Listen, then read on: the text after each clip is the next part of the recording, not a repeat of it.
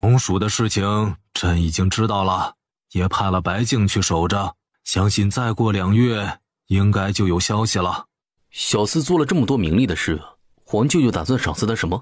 朕不是给了2座大山吗？山上资源丰富，他想怎么用就怎么用，可以说是用之不尽，取之不竭。别人倒是想用，敢去吗？你这哪是奖励啊，分明就是膈应人。那你想朕赏他什么呀？我哪敢做皇舅舅的主啊。好了好了，不逗你了。其实朕也在琢磨这件事，想单独问问小厮的意思。怎么说？你还怕他不接受？那丫头可财迷了，最喜欢吞吃食和银子。我不是还欠他10万两银子吗？都问我要了好几回了。对了，我听说他跟索敏比武赢了50万两，怎么又给了你一半啊？是你问他要的？皇上被楚不康的话气笑了，将那天的事情给楚不康讲了一遍，听得楚不康嘴角直抽抽。他一定是误会什么了，要不然怎么可能给你那么多银子？也许他觉得这银子来得太过轻松，想为天下受灾的百姓尽一份绵薄之力呢。别把那丫头说得那么高尚。乔老三心情很不好的到了乔老四院子，还没踏进屋，就听到屋里传来急促的喘息声。你们在干什么？本来都到了关键时刻，乔老四是卯足了劲儿的想要好好发挥，可这突然而来的吼声让他一下就泄了力道。你来干什么？是来观战的还是来抓人的？不管是来干什么的，都给我滚出去，等老娘把人生大事办完了再说。乔老三气得差点吐血，都这样了他还都不放弃。我说你们够了，还有没有把我放在眼里？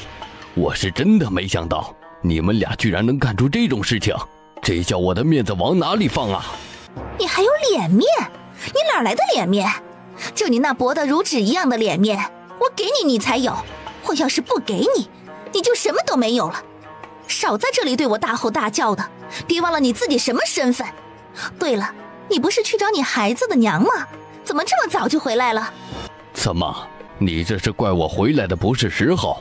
他感觉头顶已经冒烟了，在看到乔老四的那一刻，他再也承受不住，哇的吐出一口鲜血，整个人栽倒在地，人事不省。去看看他死了没有。乔老四想了想，小心翼翼地伸出手去探他的鼻息，发现只是晕过去了，这才松了口气。算了，改日再继续吧，今天没兴致了。说着对外面喊了一声，立马就有一个小丫鬟进来，赶紧去请大夫来，给你家姑爷瞧瞧。小丫鬟这才发现倒在地上的是乔老三，点头匆匆出去。大夫很快就来了，只说是怒气攻心，吐了血就没多大问题了。闻言，方氏毫无心理负担地离开了。三哥，我知道你早就醒了，既然事情已经被你撞破，那咱们就谈谈吧。谈？你要跟我谈什么？是不是想要我把这个位置让给你？老四，我是你的亲哥哥，你这样做对得起我吗？或者你就是打着这样的主意来的？真没想到，我对你那么好，给了你那么多银子，连7眼都不过，到头来你就是这样报答我的？是不是我对你太好，将你的胃口撑大了，想要取我而代之？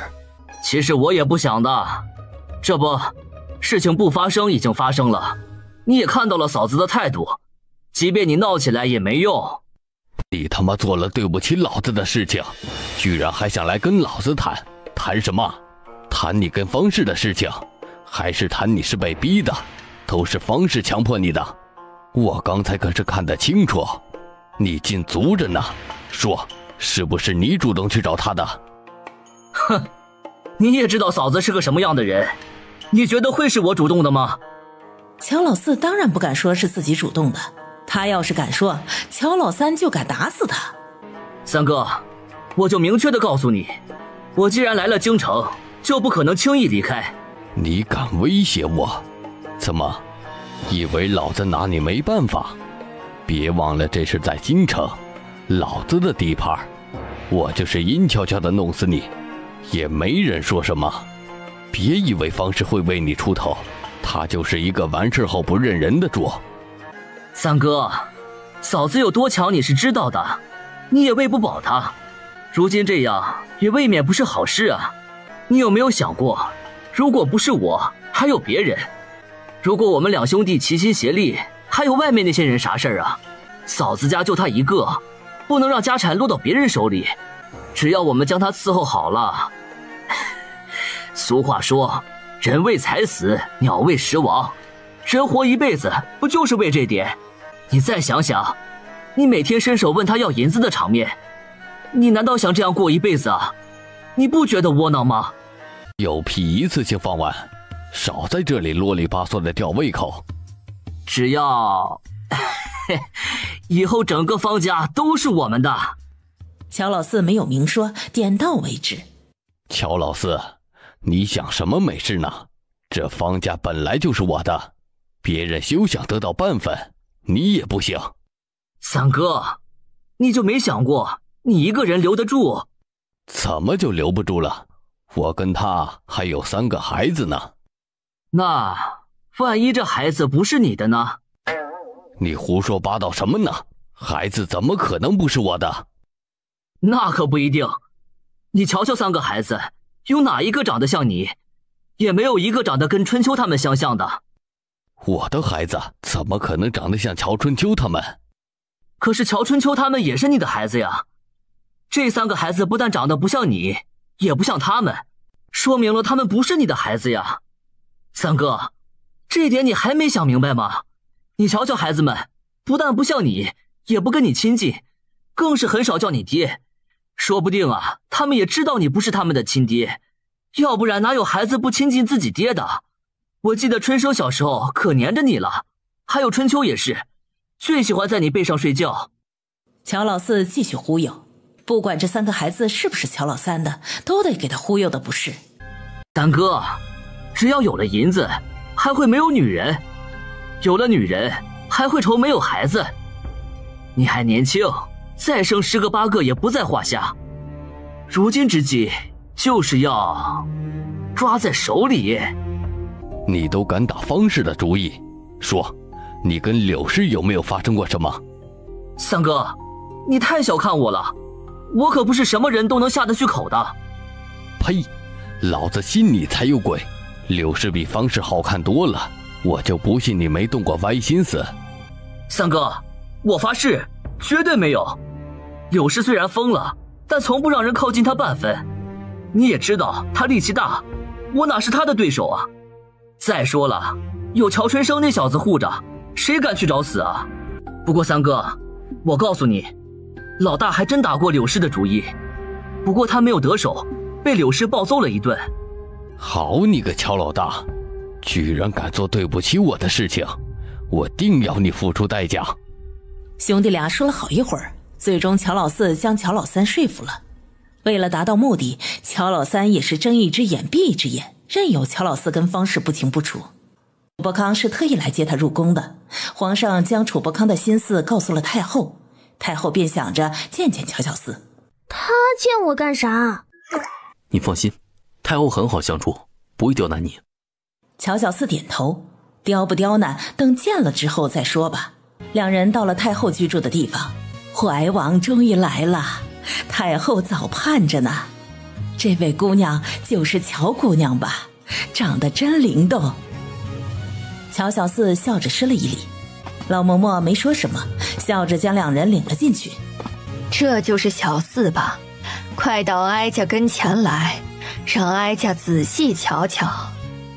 太后娘娘吉祥。好好，吉祥吉祥，瞧瞧，多招人喜欢的丫头。只有太后娘娘夸我，不对，夸民女招人喜欢。你不知道，村里好多人都说我是只皮猴子。哈哈，这丫头可真会逗人开心。康儿啊，你怎么没将她早点带过来？哀家可喜欢的紧呢。太后要是喜欢，以后经常叫她来陪你就是。你不知道，这丫头可会说笑了。啥意思啊？这是想给她找事儿的节奏？还是不了，你们年轻人有年轻人的圈子，没必要将就我这个老太婆，偶尔过来看看就行。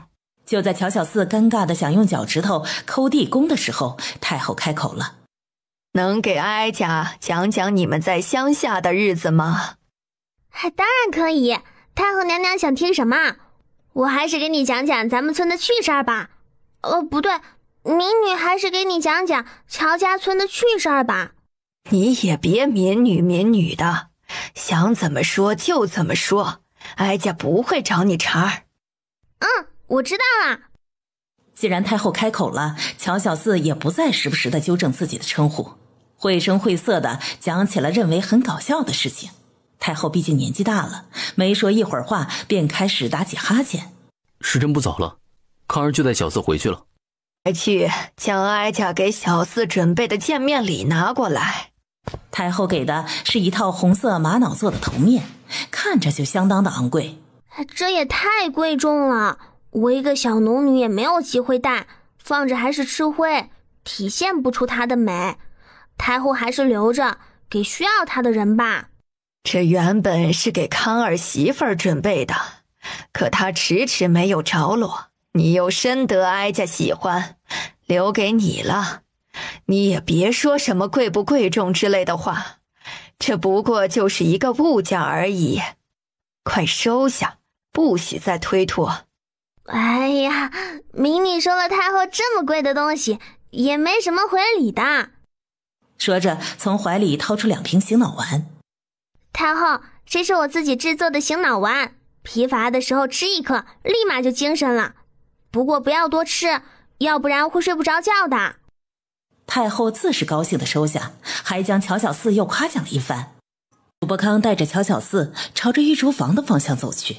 刚才我们好像没走这里，是不是走错地方了？皇上要见你，我们这是去御厨房的路。皇上见我干什么？怎么了？刚才都高高兴兴的，这会儿怎么就撅着嘴了？楚大哥，我告诉你啊，你这个舅舅一点都不地道，坑走了我25万两银子。你不是自己主动给他的吗？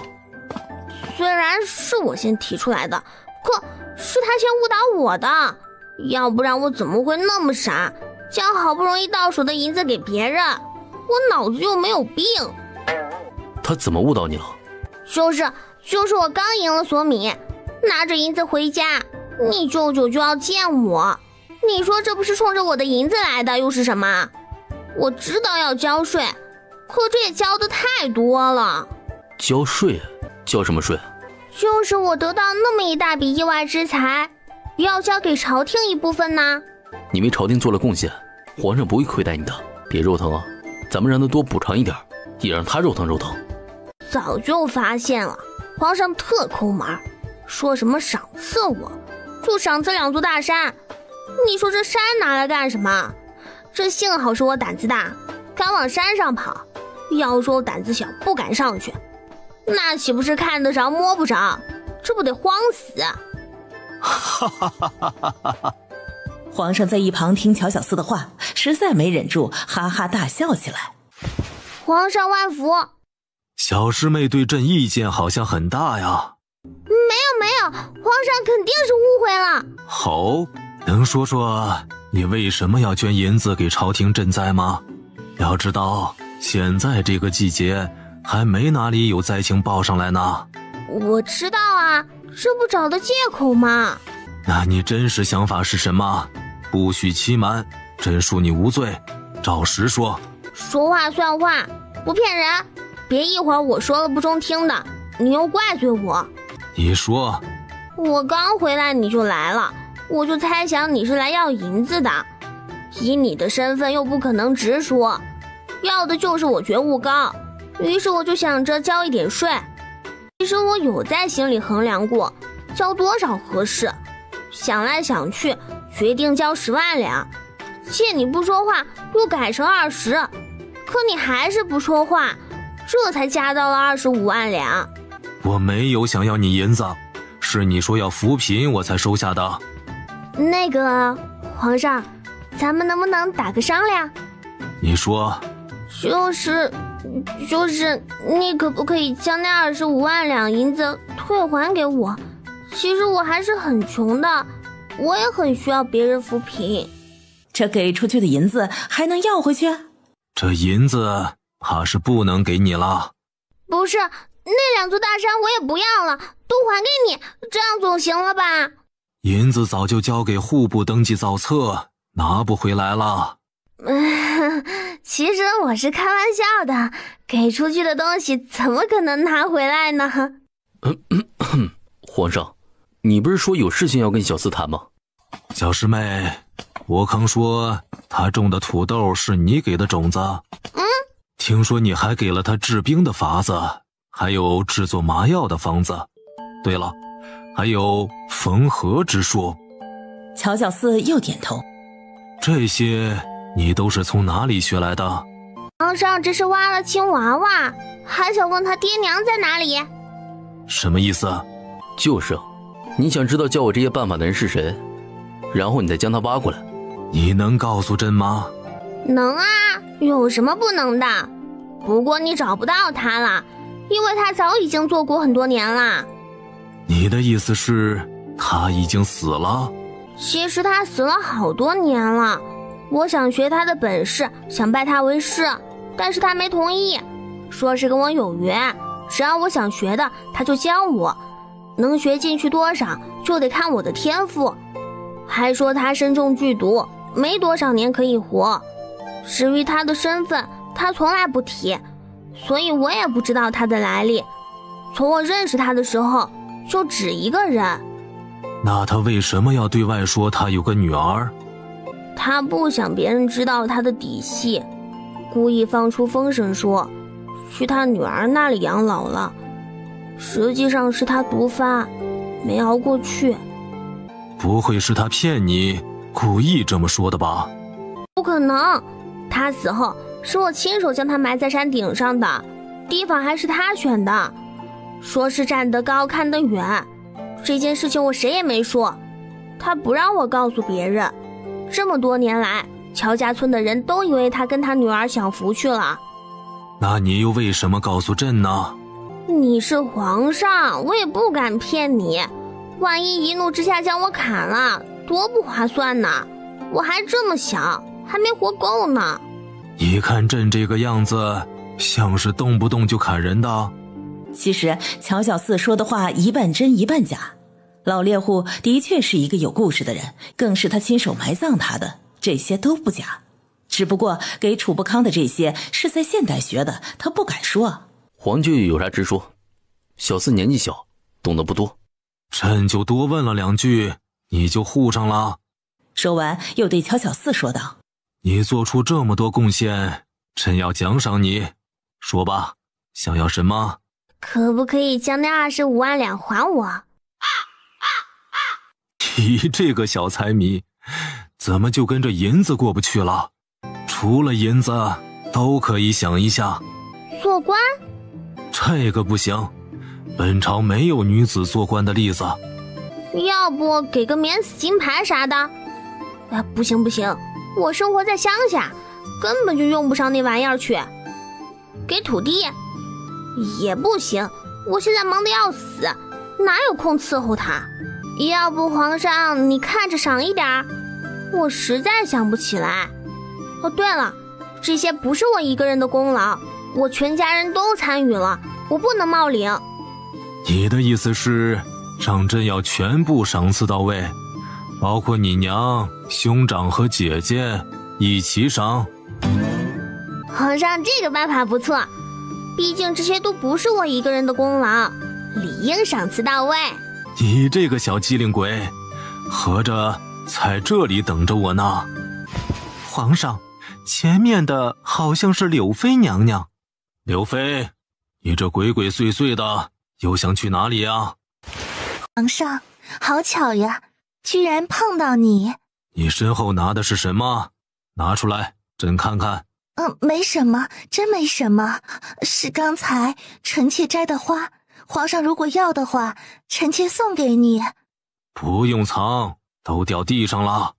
将手里巴掌大的荷包往怀里挤了挤，荷包里装得满满当当，看那样子有点像是银子。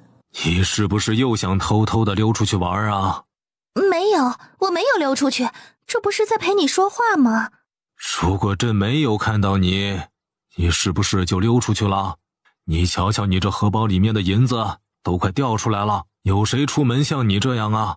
把银子摆在明面上的，这不是招贼惦记吗？我也不想啊，可是出门肯定得用银子，我要是背个包袱那多打眼儿。明儿在外面等我呢，我一出去就将银子放到他那里，不会掉的。刘妃，你是不是真的想出去玩？皇上不是不让臣妾出去吗？臣妾不敢违背皇上的命令。你如果想出去，朕倒是有个办法。这个是乔小四，朕的小师妹。臣妾知道，在你寿辰那天，我见过她。朕给你3天时间，跟她一起出去玩。3天后，不管玩的尽不尽兴，都必须回宫。呀，太好了，太好了！不是，皇上，你这是什么意思？她是娘娘，是你的夫人，干嘛要交给我？她的身份……就这么说定了，你也别再推脱。你瞧她这个样子，成天就想溜出去，简直让人防不胜防啊！再说，交给你，朕放心。不是，皇上，你到底放心啥？我一个小孩也护不住她呀！有什么护不住的？她又没仇人，没谁会对她下毒手。之所以让你看着，是她不记路，害怕跑远了，找不到回家的路。我可不可以不答应？不可以。皇上和柳妃同时出声反对。你在这里等我，我马上回去收拾衣服。嬷嬷，嬷嬷！很快，一个胖嬷嬷飞快地跑过来，见到皇上立马跪下。哎呀，皇上没生气，你跪个什么劲儿啊？赶快回去给我收拾几件衣服，我要出去玩。见皇上点头，这才起身跑了。等到了柳宅，看着突然出现的人，柳氏有些懵。小四，他是谁呀？怎么跟你在一起？妹妹别问他，他不清楚，问我吧。但凡能说的我都说。我姓柳，看样子要比你大，你就叫我柳姐姐吧。这么巧啊，我也姓柳，难不成你是我多年前失散的亲姐姐？不行，我得去问问我大哥，我是不是还有一个姐姐没找到？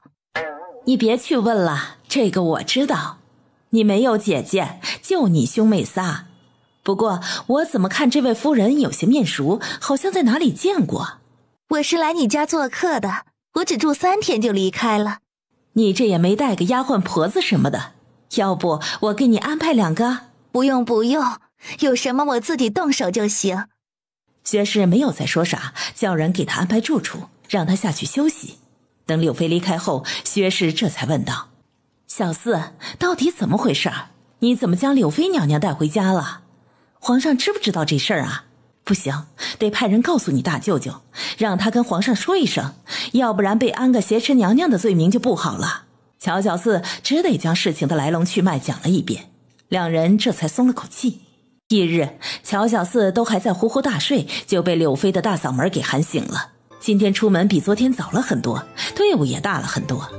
乔夏雨，是我。你怎么会在京城？谁带你来的？来了多长时间？我出来没多久，便跟着一个商队到了京城。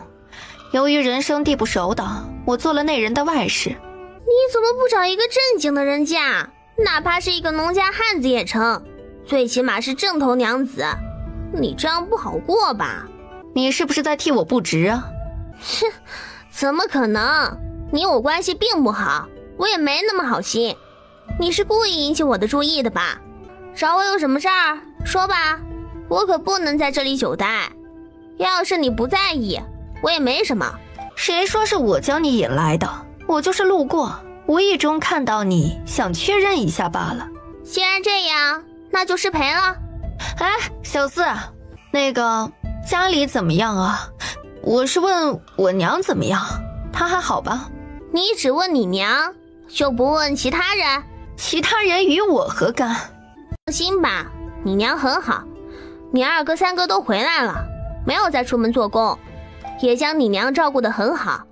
他们都在我家帮忙，一月也能挣不少的银子，随便够花用的。乔夏雨点点头，抿了抿嘴。你大哥跟老乔家分了家，现在跟你大嫂单独过，你爹跟你娘他们也分开了，他一个人过，你还想听什么？哦，对了，我将乔老四带来了京城，让他去霍霍乔老三吧，免得在家里不安分，我还得花精力去防止他干坏事儿。乔老四的事情我知道，他现在跟你后娘打得正火热呢。你这是听谁说的？这么奇葩？乔老三知道不？他能忍？我自然有我的渠道。你们是打算常住京城，还是回乔家村？回家，回乔家村。有什么事儿你就直说吧，我不喜欢猜来猜去。到时候帮我带些银子给我娘，我今天身上没带，过2天去找你。说完，不再给乔小四询问的机会，转身离开了。大哥，你来多久了？他是不是看到你才走的？走吧，大家都等着呢。时间过得很快，3天一到，乔小四就将柳妃他们的东西打包，让楚伯康亲自将人送去皇宫，交给皇上。本来想着送走柳妃这个熊猫级别的人物，可以安心点儿，这不，陈世子带着一个年轻的女人上门了，一来就让乔小四帮忙看看，说是这人怀了他的孩子。乔小四眼睛都瞪大了。不是吧，大哥，你这才病好多久，你就将人肚子搞大了，几个月了，怎么看不出来？这是我妻子。我说陈世子，你这人太不厚道了，你明明都已经成家了，为什么还想拿我姐的主意？乔姑娘，说话可要负责任，我什么时候打你姐主意了？你还说，在乔家村的时候，你整天围着我姐转，我都警告过你，你忘了？我不是都说得很清楚了吗？我就是想让你姐送我一只小乌龟带回来养。我夫人很喜欢这些小动物，我是特意为她要的。不信你问我夫人，这乌龟都是她养着的。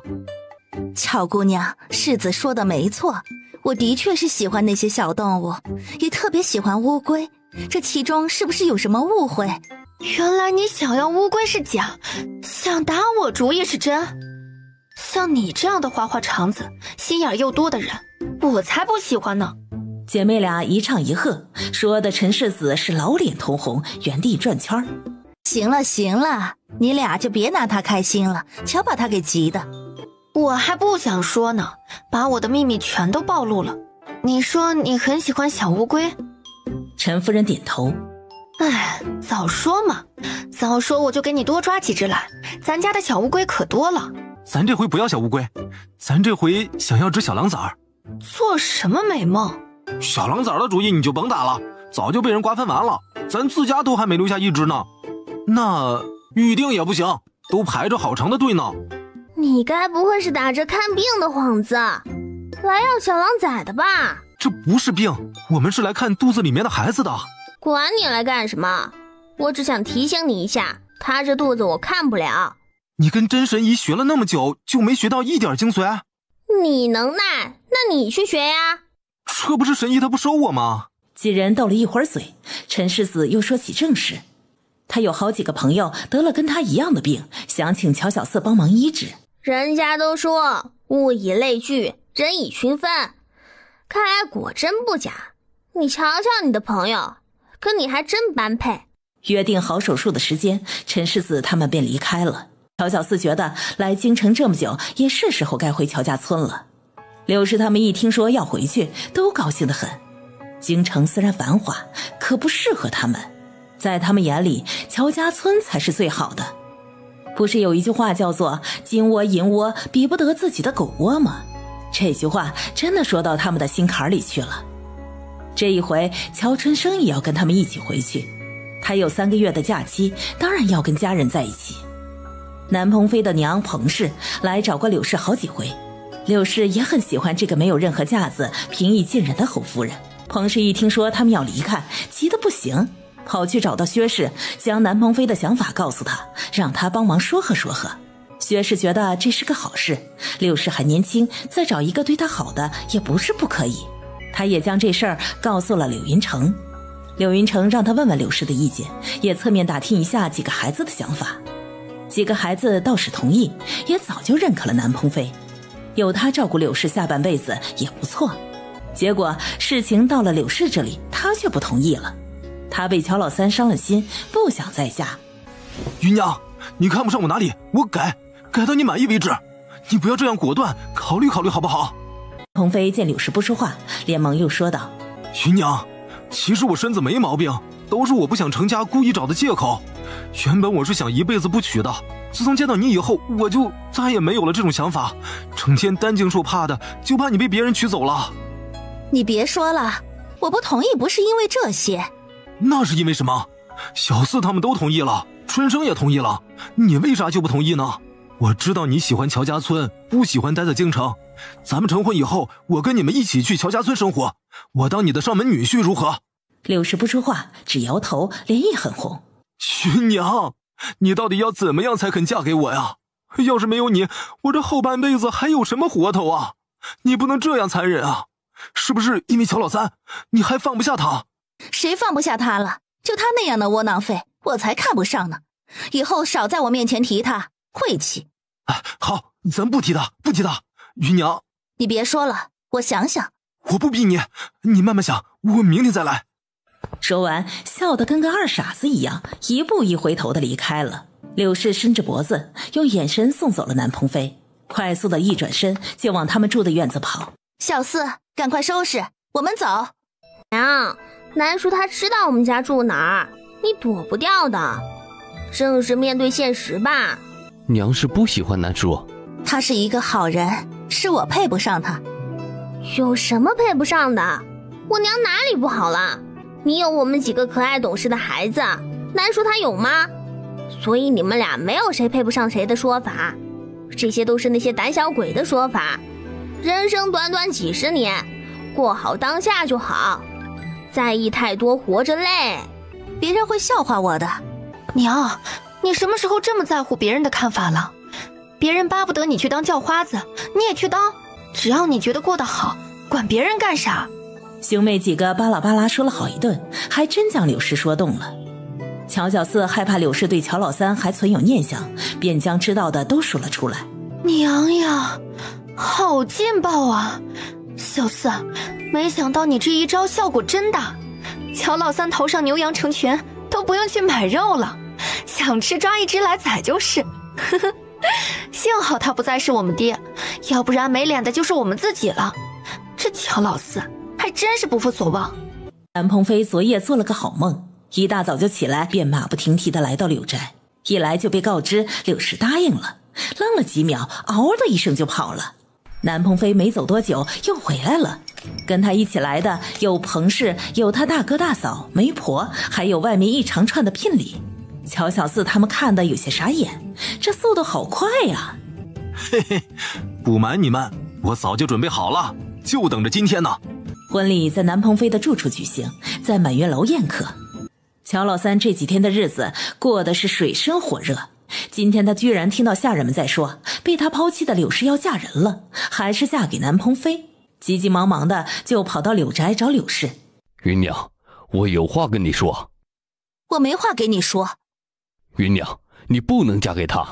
林建德，芸娘嫁谁跟你有什么关系？少在这里找存在感。芸娘是我媳妇儿，你少打她主意。你算哪根葱啊？芸娘早就将你休了，她已经不是你媳妇儿了。林建德，你干嘛呢？是不是肉皮子紧了？要我帮你松松啊？我找你姐说话。我不想见到你。你听到了？我姐不想见你。你们先走吧，我跟她谈谈。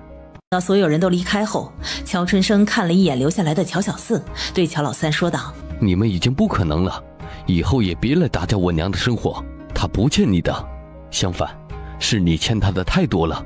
春生，我对不起你们，好好的家让我给搅散了。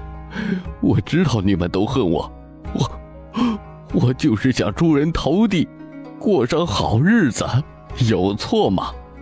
以前的日子太难太苦了，我不想再过了，所以我错了，你们原谅我好不好？劝劝你娘，让她别嫁人，等我可好？等你干嘛？我们已经等了10年，还不够。人生有几个10年？你是想让我娘等一辈子？你要是有点心，怎么可能任由你爹娘虐打我们？你别说你不知道，这一点没有人会信。你要清楚一点，我们没人欠你的，即便有，那也早就还清了。如今你有你的家庭，你的好日子过，我娘也应该有属于她的生活。就这样吧，我们不来找你麻烦，你也别来找我们，大家就算是陌生人，以后互不相干。不可能，我是你们的爹，不是陌生人。你不想当陌生人，想当仇人？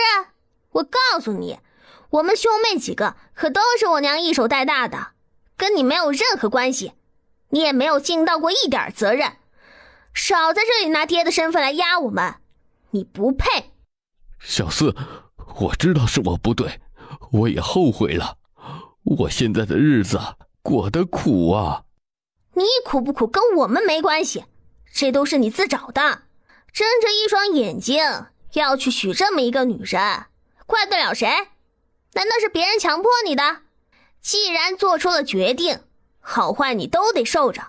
话我就说到这里，以后别来找我们，我们没关系，不然你懂的。春生，你别再说了，小时候我心里的那个爹早已经死了，我娘为了养活我们，自己差点饿死，你知道吗？她哪怕疯得再厉害，但凡得到一点吃食，都是给我们兄弟几人，她从来舍不得尝一下。算了，不说了，你回去吧，以后别来打搅我娘。乔老三看着乔春生的背影，又喊了一声：“春生！”乔春生没有回头，眼里的泪水包都包不住。乔老三回了家，将自己关在屋子里，蒙头睡了3天3夜，然后出来就跟变了个人似的，不管对谁都是一副笑盈盈的模样。他要将这些年他失去的统统拿回来。时间过得很快，这天终于到了柳氏和南鹏飞成亲的日子。柳氏今天很漂亮，本来就是30几不到40的年纪，再加上乔小四整天这样的滋补，跟以前那个又黑又瘦满脸晒斑皮肤粗糙的人早就判若两人了。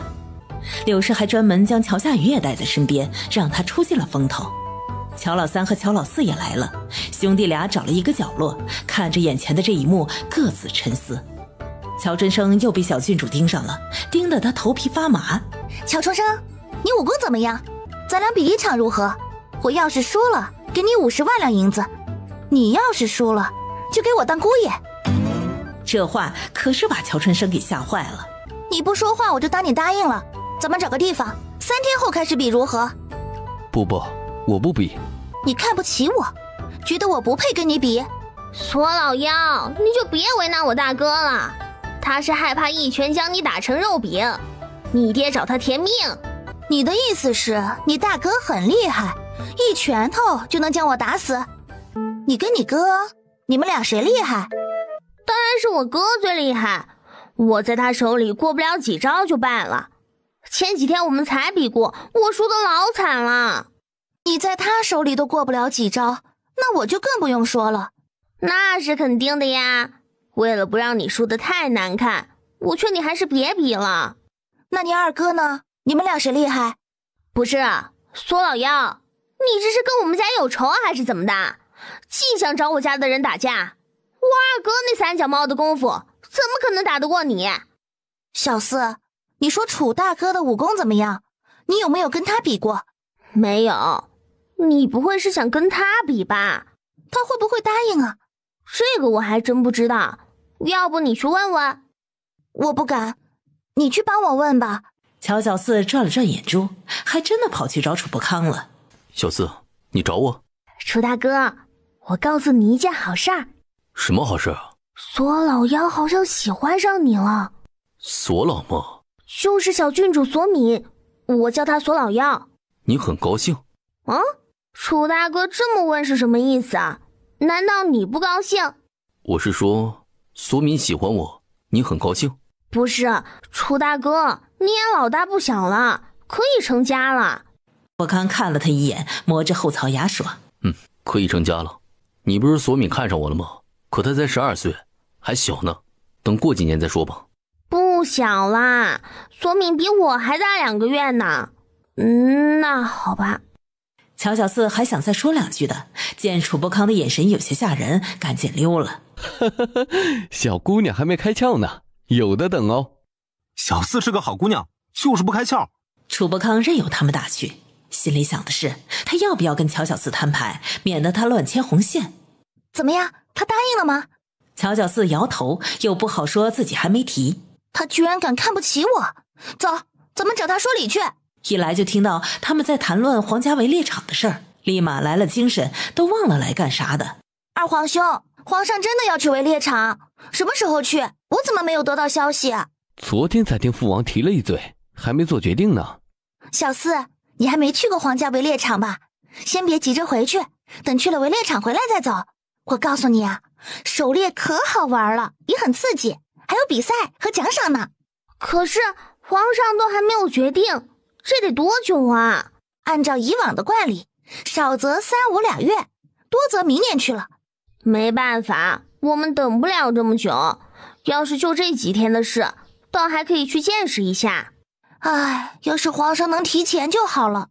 楚伯康眼神闪了闪，没有说话。刘氏的婚礼办得很热闹，也很圆满。晚上，他跟南鹏飞去了新房那边住，乔小四他们依旧住在柳寨。婚礼的第二天，楚伯康早早的就来找乔小四。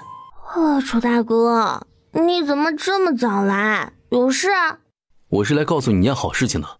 好事儿？难道你也要成亲了？哎呀，太突然了，我都还没有准备礼物呢。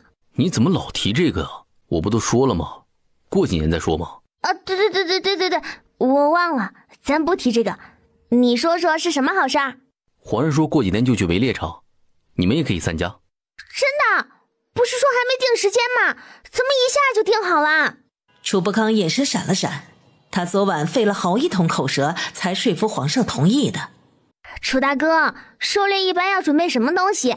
我们还没去过，你得教教我，可别坏了规矩。这个你不用担心，我会给你们准备好的。这2天呢，就让索敏给你们讲讲规矩和经验，他去的次数比较多，懂得也多。楚伯康见他高兴成这样，也不禁心情大好。乔夏雨自从参加柳氏的婚宴后，得空便来找他们玩。得知他们要去皇家狩猎场，羡慕的不要不要的。柳氏找到乔小四问，可不可以将乔夏雨带去？是他告诉你想去的？不是。那他暗示过你？他什么都没说过，连提都没提过。我就看他可怜，毕竟还是个孩子呢，就要背井离乡，过着看人脸色的日子。虽然他以前老是找我们的麻烦，可我这心就是恨不起来。乔小四看了看乔夏，算了，我们要是能帮就帮着吧。看在长安哥和长春哥的面子上，毕竟他们也帮了我们那么多。对，那2个是好孩子。我无所谓。柳氏见状，连忙就跑去找乔夏雨，将这件事情告诉了他。三婶儿，你对我真好，以前我那么对你们，你们都不记恨我。我为以前的无知给你们赔礼道歉，希望你们能原谅我。如今我这样，也是老天爷给我的惩罚。我以后再也不会了，一定好好做人。以前的事情还提他干什么？都过去了。谢谢你们的好心，围猎场我就不去了。我1不懂武功，2不会骑马，去了也没用。不，你要去。你如今的日子不好过，如果你跟我们去了围猎场，也算是在皇帝面前露过脸的人，你夫家也不敢轻易欺负你。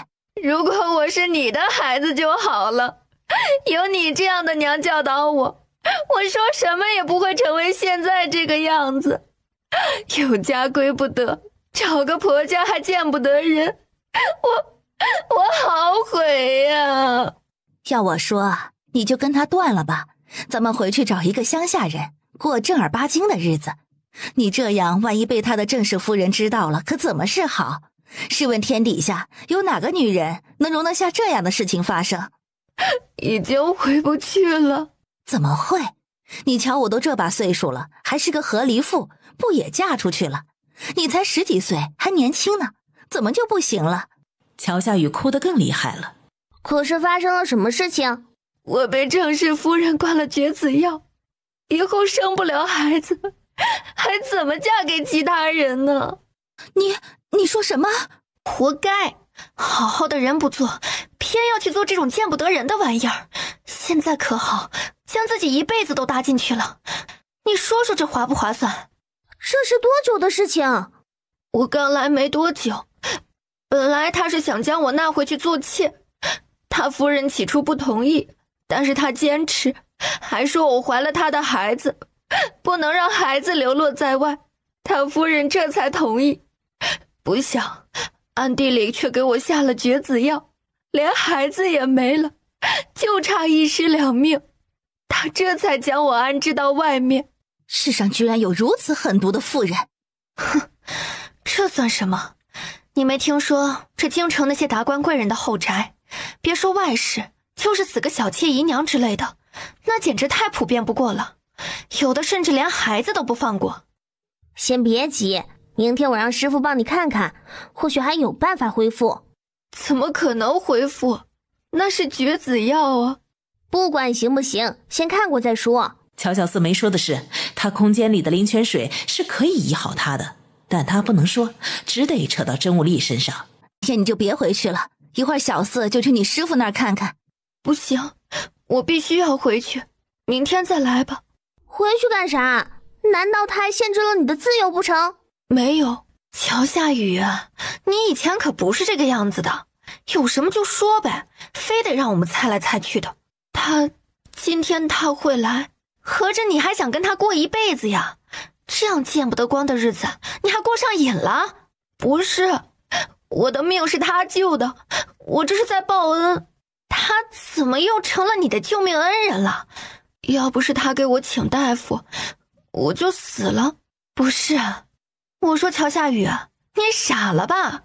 你之所以差点死掉，那是他造成的，他救你不应该吗？怎么就成了你的救命恩人？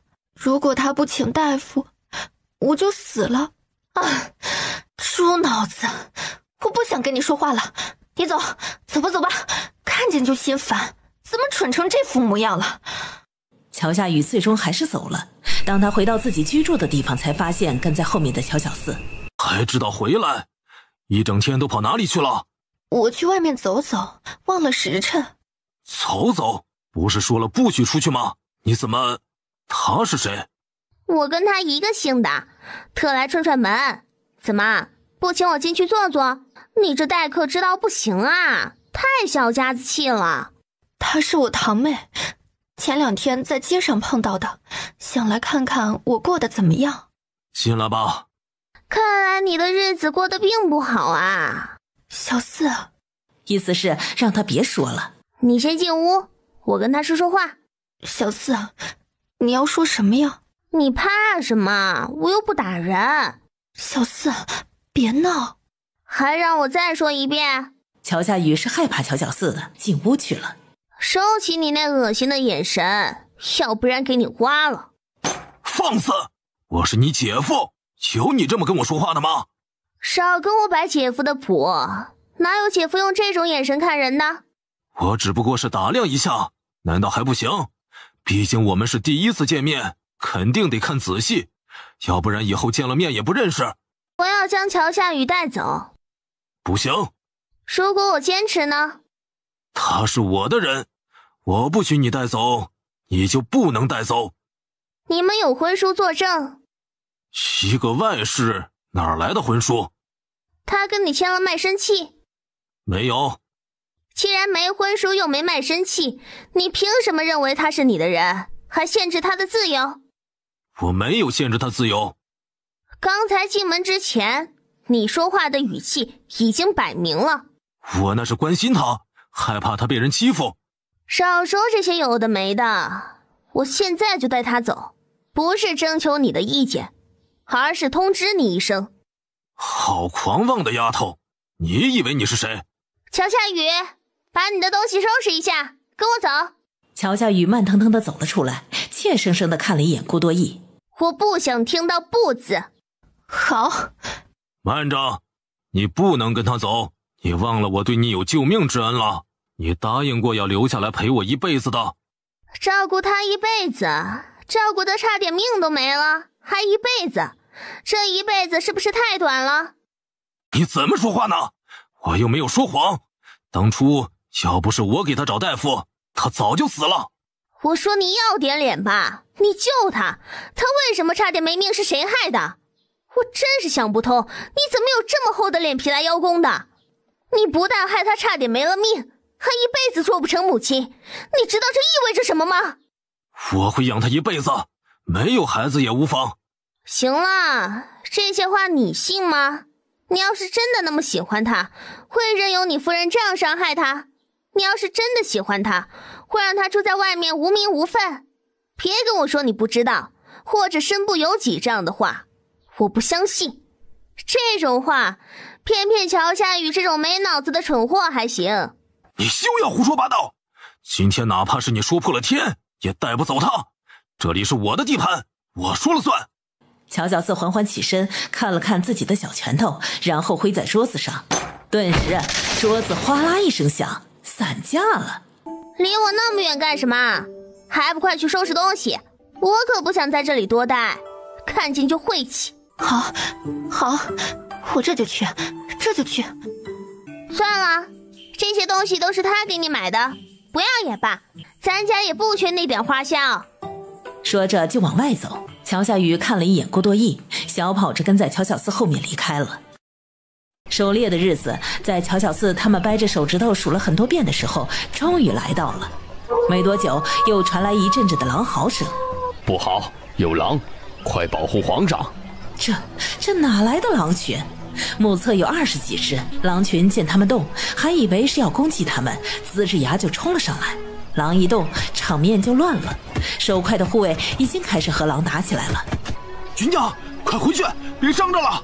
今天不知道是什么日子，狼群都没有解决，不知从哪儿又跑出了3只大老虎。小四，保护皇上！乔小四顾不上乔夏他们，跟着乔春生围在皇上跟前。顾好皇上，我要放大招了！大家都期待着乔小四的大招，结果他甩出一条细细小小的蛇，大蟒蛇得到主人的命令，瞬间就变大了身体，尾巴一扫，顿时就扫飞了好几只狼。有了大蟒蛇的帮助，加上迷药的功效，狼群和老虎都趴下了。哪来这么多狼和老虎？这是捅了他们的老肠了？里面的人一个都没出来吗？没有，都没有出来。小四，你那条蛇怎么又变得这么小了？这条蛇和其他蛇不一样，它会缩骨功，能自行变大变小。能不能让他帮忙看看里面的人情况怎么样？好，我跟你一起去。不用了，你就在这里，让我和大哥一起就行。在大家伸着脖子等得焦急不已的时候，终于有了动静。一大波人从里面出来，一个个狼狈不已。谁来告诉朕，到底是怎么回事？为什么会有大量的猛兽跑出来？老二，你来说。父皇，儿臣也不太清楚，你还是问问四皇帝吧，他应该都清楚。老四，你来说说是怎么回事？父皇，都怪儿臣一时贪心，差点酿成大错，你处罚儿臣吧。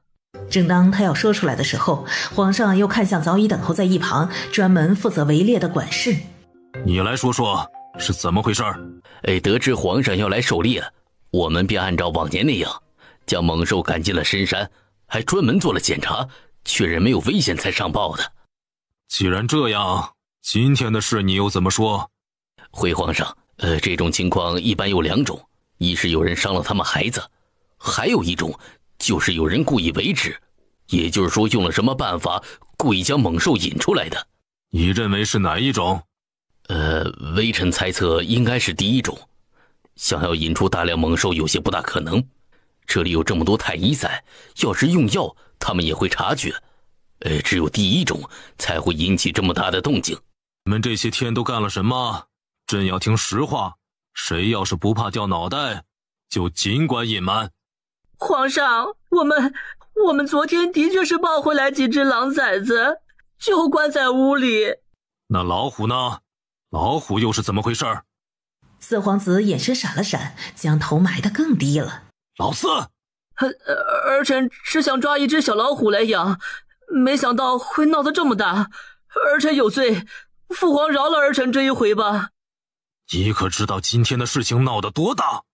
你怎么有脸说出让我饶你的话来？父皇，儿臣本来也没想到要抱小老虎来养，是老五说养一只老虎做宠物很威风，儿臣一时没想那么多，便猪油蒙了心。四哥，你自己做错事了，少在这里胡乱攀扯。我什么时候让你抱人家老虎的儿子了？别做错事了不承认就往我身上推。父皇，你一定不要相信他，他就是看我不顺眼，想要拉我下水。你听说乔小四养了一只狼，便在我面前说狼有什么好养的，要养也得养老虎，还说了一大堆养老虎的好处，要不然我会听你的。我只是随便说说，又没有让你去抓。再说了，你做这些我根本就不知情，也没有参与，怪不着我。先把话说清楚，你们再吵。什么叫乔小四养了一只狼？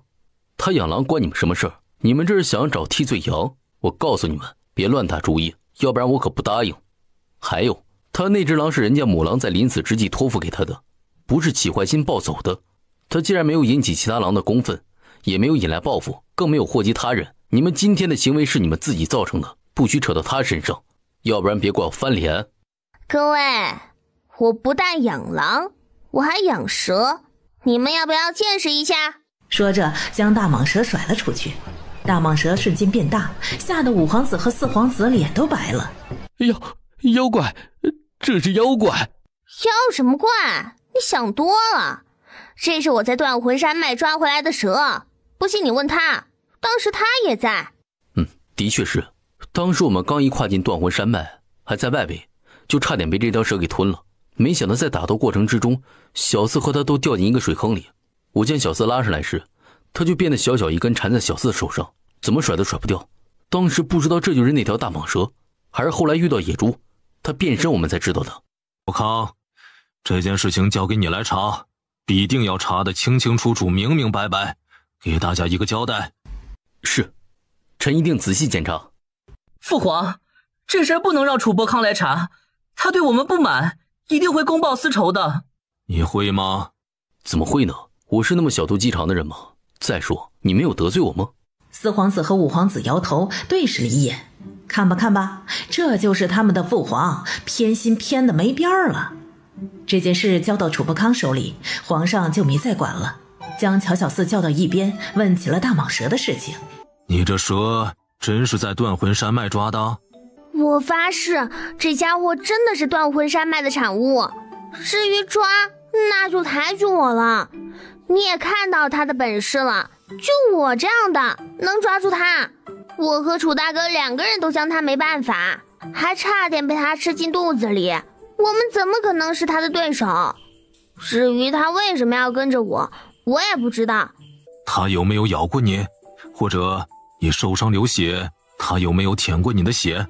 受伤肯定有，当时我的衣服都破成了一条一条的，有逃跑时被树枝刮破的，有被他的牙齿刮破的。你家里那只狼真的是母狼托福托给你的？乔小四点头，将遇到母狼的事情说了一遍。皇上是不是也想要一只小狼崽？这次怕是不行，我早就答应了别人，不好反悔。你要是想要，就等下一批吧，我早早的给你预留。是不是伯康也有一只？这肯定有啊，他老早就说了，再加上我跟他的关系那么铁，别人可以没有，他是必定会有的。两人正说着话，楚伯康进来了。皇上，事情已经查清楚了。你说。小四，你也累了，还是回去休息吧。好啊，那民女告退。出来后，乔小四就跑去找柳氏他们。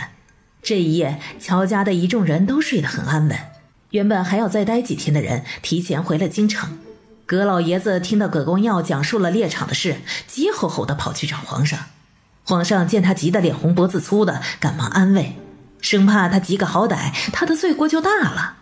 于是在皇上的有意为之下，四皇子和五皇子不但要拿出大量的银子出来作为大家被吓的补偿，还要给乔小四他们这些奋勇杀虎杀狼之人酬谢。乔下他们收到四五皇子双倍的银子，皇上还给了他们奖励，可算是小富了一把。六宅，乔小四他们这些天都没有出去，在准备东西，打算过2天就回去了。管家进来禀报，说是有个姓顾的想见乔小四和乔夏雨。乔夏也跟在后面去了前厅。乔姑娘，顾某这厢有礼了。少整那些没用的，说吧，找我有啥事儿？我劝你还是想清楚了再开口。我这人脾气不怎么好，听不得那些不好听的。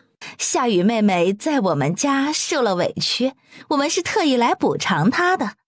你们想怎么补偿？是这样的，家里下人不喜欢夏雨妹妹，给她下了绝子药，我们已经处罚了那个下人，今天特意来还夏雨妹妹一个公道的。哦，还有呢？我们愿意拿出500两作为补偿。乔姑娘，你看，500两黄金虽然有点少，鉴于你们态度还算不错，我就勉强答应了。乔夏雨使劲咬住嘴唇，都想找块布塞住。是的，乔姑娘，我的意思是500两银子。500两银子？你打发叫花子呢？500两银子不少了，要知道买一个人也就几两到几十两。他是卖给你们家的？没有，他没有卖给我们。既然他没卖给你们，你们给他下绝子药断他生路这件事，我们得好好掰扯掰扯。这么恶劣的事情，我看还是让皇上来解决吧。哎呀，乔夏雨才16岁，以后要怎么办啊？这件事太严重了。你说的对，要不你现在就进宫一趟，将这件事禀明皇上，一定要严厉打压这种事情才行，免得以后有些不怀好意的人有样学样。不急，这事儿我已经跟龙威将军说好了，明天亲自把这事儿跟皇上说说。姐妹俩一唱一和，把顾多义两口子吓得直哆嗦。乔姑娘，你行行好，咱们家也不宽裕。你看这样，咱家给夏雨妹妹1000两银子如何？夏雨妹妹，你看我们都这么有诚意了，你就答应了吧。你们别问他，他嘴里长疮开不了口，就由我们代劳了。乔姑娘，咱们来的时候已经商量好了，拿出2000两给夏雨作为补偿，银子我们也带来了。2000两黄金确实有些多，我们也不是那种黑心之人。这样吧，就按刚才这位夫人说的500两黄金吧，多了我1文也不要，少了1文也不行。毕竟这事情你们做得太过了，牵扯到人命，不那么好罢手。不是乔姑娘，刚才我说的是500两银子，现在都已经出2000两银子了，这再多我们就真的拿不出来了呀。至于人命一说，是不是太夸张了？你们害人的时候可是干净利落，怎么到了该还债的时候却这么啰嗦？算了，还是让皇上来做决定吧，顺便好好查查你们家还有没有犯其他的事情。乔姑娘，乔姑娘，给点时间，我们这就回去筹备。最多给你们3天时间，3天时间一到，恐怕想挽回也挽回不了了。什么挽回不了了？他们在说什么？见到楚伯康，顾多义一个机灵，连忙拱手作揖，然后告辞。我们是不是要的太多了？要的太多了，你是不是觉得你不值这个数？要不你去告诉他们，适当的给你几两银子算了。不是的，不是的，我是说这么多银子，他们肯定不会给。俗话说，没有金刚钻就别揽瓷器活儿。你一个乡下来的柴火妞，就不要妄想着什么飞上枝头当凤凰的事情了，那些都是传说，懂不懂？还是回乡下找一个老实汉子，安心过日子吧。丑点也没什么，只要对你好就行。你俩少说2句不行吗？经过这一次，夏雨也知道错了，不会再像你们说的那么笨了。夏雨呀，小四说的很对，咱们有多大能耐就端多大的碗，等他们赔偿的银子拿到手，你就好好的收着，千万别被人说2句好话就给了出去。要跟你娘学，你娘现在可聪明了，把她的银子和你2个哥哥的都放到小四这里存着，不管你爷奶怎么要都要不走。你娘现在可聪明了，把她的银子和你2个哥哥的都放到小四这里存着，不管你爷奶怎么要都要不走。你爹和你大哥将屋里的老鼠洞都翻遍了也找不到。你说他们怎么找得到啊？银子全部在小四这里呢。知道了，三婶儿，我以后再不会干这种蠢事了。乔夏雨，别看我们现在帮你，就以为不计较以前的事儿了。我告诉你，要是你再敢犯蠢惹我们，我还揍你，揍得你爹娘都不认识。不对，应该是揍得他生活不能自理，他爹娘才不会认他呢，也不会心疼他。哪有这样劝人的？不是说只有这世的姊妹，哪有二世的姊妹？要懂得珍惜。虽然你们只是堂姐妹，那也是姊妹呀，是缘分。谁说的？简直就是站着说话不腰疼。切，我们才不要这么蠢的姐妹呢，丢脸。说完，拉着乔小四就跑了。顾多义他们第二天就将银子送来了，乔夏雨只留下500两，其余的全都给了乔小四。就在乔小四他们决定第二天出发回乔家村的时候，乔老三来了。有什么话就说，我忙着呢。这里有1万两，算是我给的一点补偿吧。乔小四不接，就这么似笑非笑地看着他。我知道你看不上，但我只有这么多，我也不是想让你们原谅我，我就是想补偿一点。不用了，我不会接的，拿回去吧。你们是我的孩子，亲生的，我对不起你们。如今我也遭了报应，只希望你们能看在我是你们爹的份上，不要忘了我。是曾经的爹，现在已经不是了。乔小四看着匆匆离开的乔老三，久久回不过神来。大哥，你说乔老三说的是不是真的？他抛妻弃子娶了方氏这个水性杨花的女人，生了3个孩子，将全部的心神都放在里面了，结果这些孩子都不是他的，这报应是不是太重了？你说他会不会想不开寻死了？乔春生没有说话，眼里的情绪很复杂。大哥，这些银子你拿着，这200两他说明了给乔老头他们的，你到时候送过去吧。翌日一早，乔小四他们便准备出发了。柳云城他们一直将人送出城外，才恋恋不舍地分开。当他们回到乔家村时，感觉空气都清新了不少。小四，你们终于回来了，这么久没见面，还怪想你们的。小四，跟你们一起的是谁呀？那个我怎么看着有点像春生啊？二伯奶奶。哎呀呀，还真是春生啊！瞧我老眼昏花的，还真没将你认出来，怎么跟变了个人一样啊？哎呦，长高了，也壮了。马车很快就到了山脚下，乔洋洋正在给大黄牛喂水，见到马车，嗷的一声就跑了过来。小四姐，我不管，这些日子我可累坏了，你得补偿我。好，补偿，保证补偿你一个意想不到的。说着将乔月月推了过去。这个补偿如何？可还喜欢？小四姐，他谁呀？好像在哪里见过。芸娘小四夏夏春秋，你们回来了。来弟，快来看看这是谁。二妞。乔月月再也忍不住，扑到江氏怀里大哭起来，母女几个哭成了团。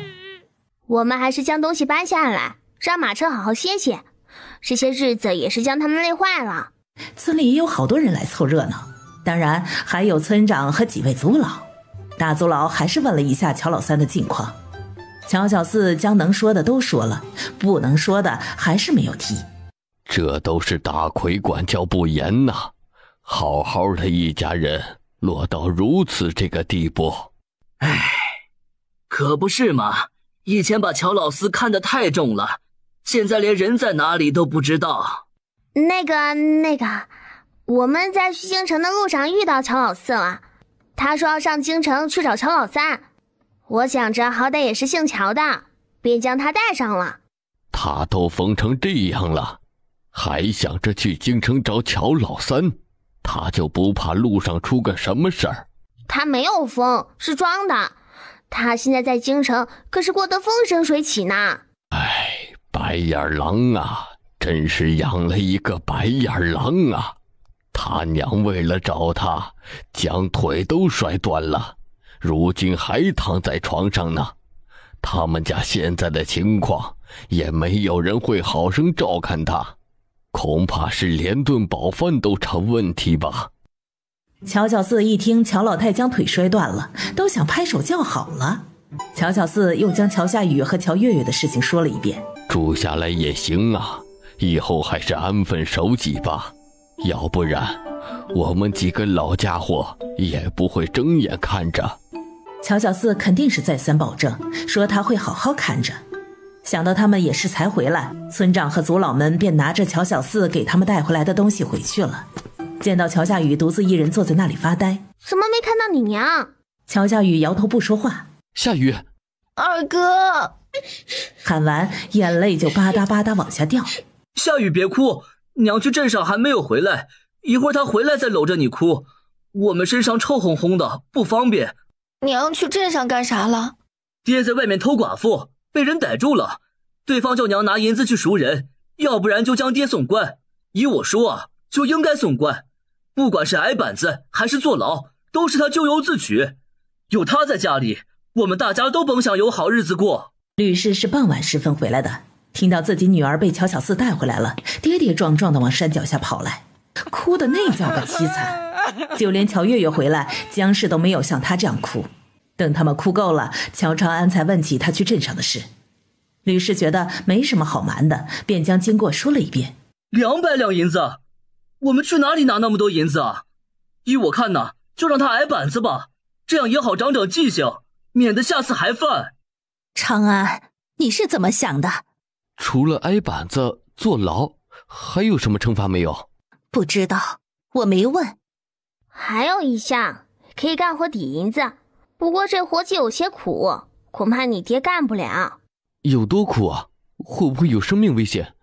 要是没有生命危险，就让他去吧，自己欠下的债自己还。我们这些做小辈的，实在是没能力帮他。不会有生命危险，就是干活比较累而已。要是他实在想不开要去作死，谁也拦不了啊。那我明天就这样回复他们。说着又看向乔夏雨。夏雨，你就暂时住在小四他们家里，那个家你还是别回去了。老四，行不行？让夏雨先住你们这里。放心，我会尽快想办法让他搬出来的。住我们这里也不是不行，可是要干活的。好，我干，绝不偷懒。事情就这么决定了。乔夏雨暂时住在乔小四家，等到将这些都处理得差不多了，乔小四才去了白静住的地方。事情安排好了。不好意思啊，白爷爷，本来该早点来看你的，结果太多琐事走不开。无妨无妨，这些我理解，我也不是那么小气的人。快给我讲讲京城里面的事情吧。于是乔小四就给他讲起了他们这一次在京城之行。那个小魔女终于有人治得住她了，哈哈哈哈哈！索王爷呢？他脑子鼻子没起歪吧？没有，起初他这脸色很不好看，想要找我麻烦的样子。后来不知怎么的，不但不找我麻烦，还任由小郡主来找我玩。你不知道原因吧？我可知道是怎么回事。告诉你啊，这索王妃是江湖中人，性情豪爽，不拘小节，肯定是因为她的原因，要不然以索王爷那护女狂魔的德行，指不定怎么找你麻烦呢。不过你也不用怕，你是皇上的小师妹，有他给你撑腰，索王爷也不敢把你怎么样，大不了就是在你面前摆摆脸色，吓唬吓唬你罢了。听他提起皇上，乔小四面色古怪起来。怎么了？皇上不给你撑腰？唉，别说了，说起来我都是泪呀。我这不是跟小郡主比武赢了50万两银子吗？可这一言难尽啊。接下来他便将自己如何猜测皇上的心思，又如何给出去一半的银子，通通都给白静说了。你也不用生气，皇上不会亏待你的，一定会给你其他的奖赏。白爷爷，你就别提奖赏的事儿了。这不我给了银子，他也知道了土豆和红薯的事情，当着那么多人的面说要奖赏我，结果你猜他奖赏了我什么？奖赏了什么？他把断魂山脉和断崖岭奖赏给了我。你说这2个大山，尤其是断魂山脉，谁敢进去？奖赏给我有什么用？我只能眼睁睁的看着，我也没法去呀。难不成我还能在这山里挖一座金矿出来？这事儿不像是皇上的作风啊，也许这不是给的奖励吧？啥叫不是给的奖励？人家都说明了，这就是给的奖励。土豆和红薯可是关系到天下百姓的肚子，皇上应该不会这么小气才是。我猜测呀，应该还有什么其他的奖励。有，当然有。他问我想要什么，我让他把银子还给我，他说不可能。我让他给我土地，他说咱们乔家村附近没那么多土地，远的地方我也不好照料。这说来说去就这么说黄了。白净猜测皇上肯定还有下一步，便没有再说这些了。明日你去瞧瞧红薯可不可以挖了，我这每天看着心痒痒，就想刨开看看，又害怕没长好给糟蹋了。行，那咱们明天就去看看吧。白爷爷，我就不陪你聊天了，我得回去好好睡一觉。这些日子我可想念我的大床了。去吧去吧。乔小四回去后还是没有如愿的睡成觉，被乔春生拉着去了老乔家。你是谁？来我家干什么？我是乔春生。春生啊，你终于回来看我们了。你瞧瞧我们现在过的日子，哪是人过的呀？你带我们走吧，带我们回去过好日子吧。我们也没几年活头了，等过上几天好日子，死也瞑目了。你说你是谁？你是春生，乔春生？对，我是乔春生。春生啊，我知道你死的冤枉，可我们也是没办法，你就是再有怨也不能来找我们呢。你是不是找不到你娘他们了？那我告诉你啊，他们就住在山脚下，那栋特别漂亮特别大气石头房子就是他们家的，你去找他们吧，你们才是一家人，应该团团圆圆的在一起。他以为是乔春生的鬼魂找回来了，连忙去让他找柳氏他们。你们可真是时时刻刻也不忘记想我们去死啊！你又来干什么？我们都已经成这个样子了，难道还不肯放过我们？你们这个样子又不是我害的，是老天爷看不过去你们做的恶事，特意惩罚你们的。怎么还想把这算在我头上来？你胡说，我们哪有做过什么恶事啊？倒是你，老天会惩罚你的。怎么会呢？我可是做了很多好事，就比如你家乔老四想去京城，还是我带他去的呢。他现在的日子过得可好啦，不说奴仆成群，那也是吃穿不愁。你们还没有感谢我呢。你说什么？你是说老四在京城？他在京城干什么？他不是病了吗？怎么会？哦，你们说他疯了的事儿呀？你们没有发现吗？他一直都是装的，他没有疯。他不但没有疯，还聪明绝顶呢。不但住进了乔老三家，还跟他三嫂打得火热。哎，乔老三头上绿油油的青草，居然是他亲弟弟给栽的。这兄弟俩关系可真好，连媳妇儿都能共用。不可能，老四不会那么混账，一定是你骗我们。是不是你们娘几个去找你爹，你爹不认你们，你就故意这样编排你爹？恐怕要让你失望了。不是你儿子不要我娘，而是我娘不要你儿子。对了，我娘出嫁了，嫁的人比你们仨儿子厉害多了。那人你们也见过，就是来帮我们修过房子的南鹏飞，南将军。这一下乔老头两口子再也说不出话来了。大哥，有话你就快点说，这味儿我可不想再待下去了。春生，你真的是春生？你回来了？你没死？拿出乔老三给的200两银票递了过去。这是他让我带给你们的，让你们省着点用，以后别指望他了。他也是泥菩萨过江，自身难保。他怎么只给了200两？这些够做啥呀？是不是你把其余的都昧下了，只给了我们这么多？春生啊，我们是你的爷奶，你怎么做出这种不孝的事儿啊？这是要遭天谴的。乔春生脑门心突突的跳，火气一股一股的往上窜。春生，还不快将剩下的拿出来！望你在外跑了这么多年，一点见识也没长，连长辈银子也要昧下。他就只给了这么多，你要是嫌少，那我就还给他。你干什么？你这是抢劫！对，我抢劫，你叫人来抓我呀。小四，回家。乔小四撇撇嘴，跟在后面一声不吭。柳氏见到乔春生气鼓鼓的样子，有些奇怪。你大哥这是怎么了？谁惹他生气了？乔小四将去老乔家的事情说了一遍。以后没事就别去了，免得给自己找不痛快。乔春秋风风火火的跑来，还没进门就喊道：娘，小四说你身子不舒服，是不是怀孕了？嘿嘿，芸娘，这么大的事情你怎么能不告诉我啊？哎，你小心点，注意脚下。我说你啥意思啊？我又不是7老8十，还没到需要搀扶的时候。芸娘啊，小心点，你肚子里可还有宝宝呢。娘，你真的怀孕了？哎呀，太好了太好了，咱们家有小六了，就是不知道是弟弟还是妹妹。都什么跟什么呀？你们从哪里听来的？根本就没这事儿。是小四告诉我的。走，让小四仔细给你看看。乔小四被叫过来的时候还有些懵，他娘这么快就怀上了？娘，你的月是什么时候完的？大概有10来天了吧。他娘这好像不是怀孕。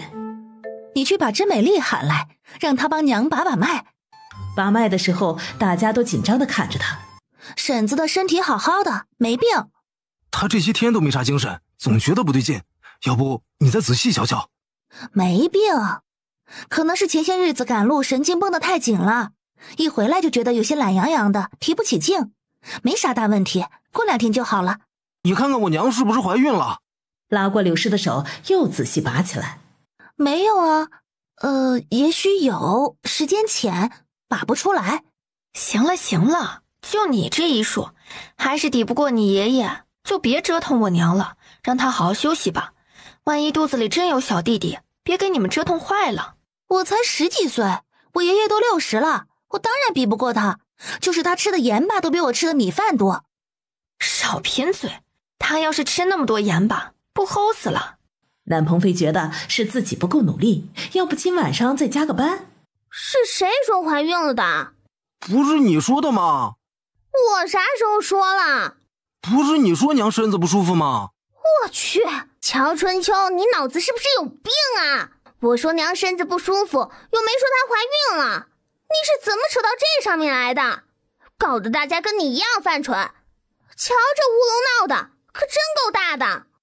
谁叫你不说明白？明知道我脑子不好使，说话还说得那么深奥。乔小四无语望天，他就说了他娘身子不舒服，这跟深奥2兄弟沾不上边好吧？吕氏今天去镇上处理乔老大的事情，回到老乔家就看到乔老头阴狠地瞪着他。吕氏，你娘有话要跟你说。吕氏想了想，还是点头去了他们的屋。吕氏，你做的好事，居然敢害我大儿！吕氏，你这个贱人扫把星，你害得我大儿去做苦力，你不得好死！我今天打死你，让你害我儿！你这个老妖婆，是你大儿自己瞎作死，关我什么事儿？我又不是不想救他，200两银子呀，你以为是2两，我能拿得出来？家里但凡有些值钱的，都被他拿去卖了，根本就不管我们娘儿几个的死活，哪还有银子去赎他？就是你害的，你这个贱人，我打死你！这边的动静闹得很大，乔老太的骂声和吕氏的尖叫声把乔长平引了过来。长平，快帮帮我，我快被他们打死了！乔长平眼神闪了闪，没应声，也没上前帮忙。隔壁的方氏扒在墙头一看，正好吕氏浑身是血的爬出来。乔长安心里总是闷闷的，感觉有什么事情要发生。王奶奶，你这是怎么了？急急忙忙的，小心摔着。长安，快回去看看吧，你娘要被你爷奶打死了，浑身是血，好可怕呀，都不动了。乔长安不等他话说完，扔下手里的东西就跑。等乔长安冲回院子时，吕氏已经闭着眼睛一动不动了。娘，你醒醒啊！谁帮个忙，快去把小四和美丽叫来。不用他说，乔小四他们也听到风声过来了。看到一旁的乔长平将吕氏塞到乔春生怀里，上前抓住乔长平就是一顿捶。乔长安，你这个疯子，你打我干什么？我是你大哥呀！哎呀，疼！放手！二哥，娘还在那里躺着呢，你跟他计较干啥？这个没良心的畜生，他看着咱娘被他们打，也不拉一下，害得咱娘被打成这样，想要袖手旁观，我就打得他生活不能自理。乔长平被打晕了，乔长安两兄弟才住手。娘啊，娘你醒醒呀！别晃了，再晃他的骨头就散架了。小四，你快救救我娘吧，要多少银子我都给。闭嘴，再说一个字我揍你。小四，我娘怎么样了？人死不了，脸上的伤肯定会留疤，这些都不重要，最重要的是他的脚筋断了，以后得生瘸子。到底什么仇什么怨？你们要这样置我娘于死地？乔大奎，我们也想知道为什么。他将我大儿送去做苦力了，难道不该打？你胡说，这是县太爷判的，关我娘什么事儿啊？你娘要是能给出200两银子来，你爹就没事儿。我呸！你好意思说？我娘所有的积蓄全部被你的好大儿拿走霍霍了，她连饭都没得吃。要不是小四在家干活混口饭吃，早就饿死了。你还让他拿200两出来，你就是把它卖了，也值不了这么多银子。他是没有，你们就没有吗？我们有吗？我们每次回来，银子都被你们搜得一干二净，连一个铜板都留不下，我们哪来的银子？我不管，就是他的错，就是他的错。老太婆，你讲些道理好不好？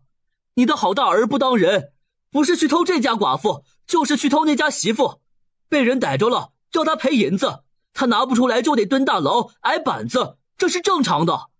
要不是我娘求情，他现在还能保住那条狗命。唉，咱们乔家村的脸都被你们家丢光了，整天破事就没断过。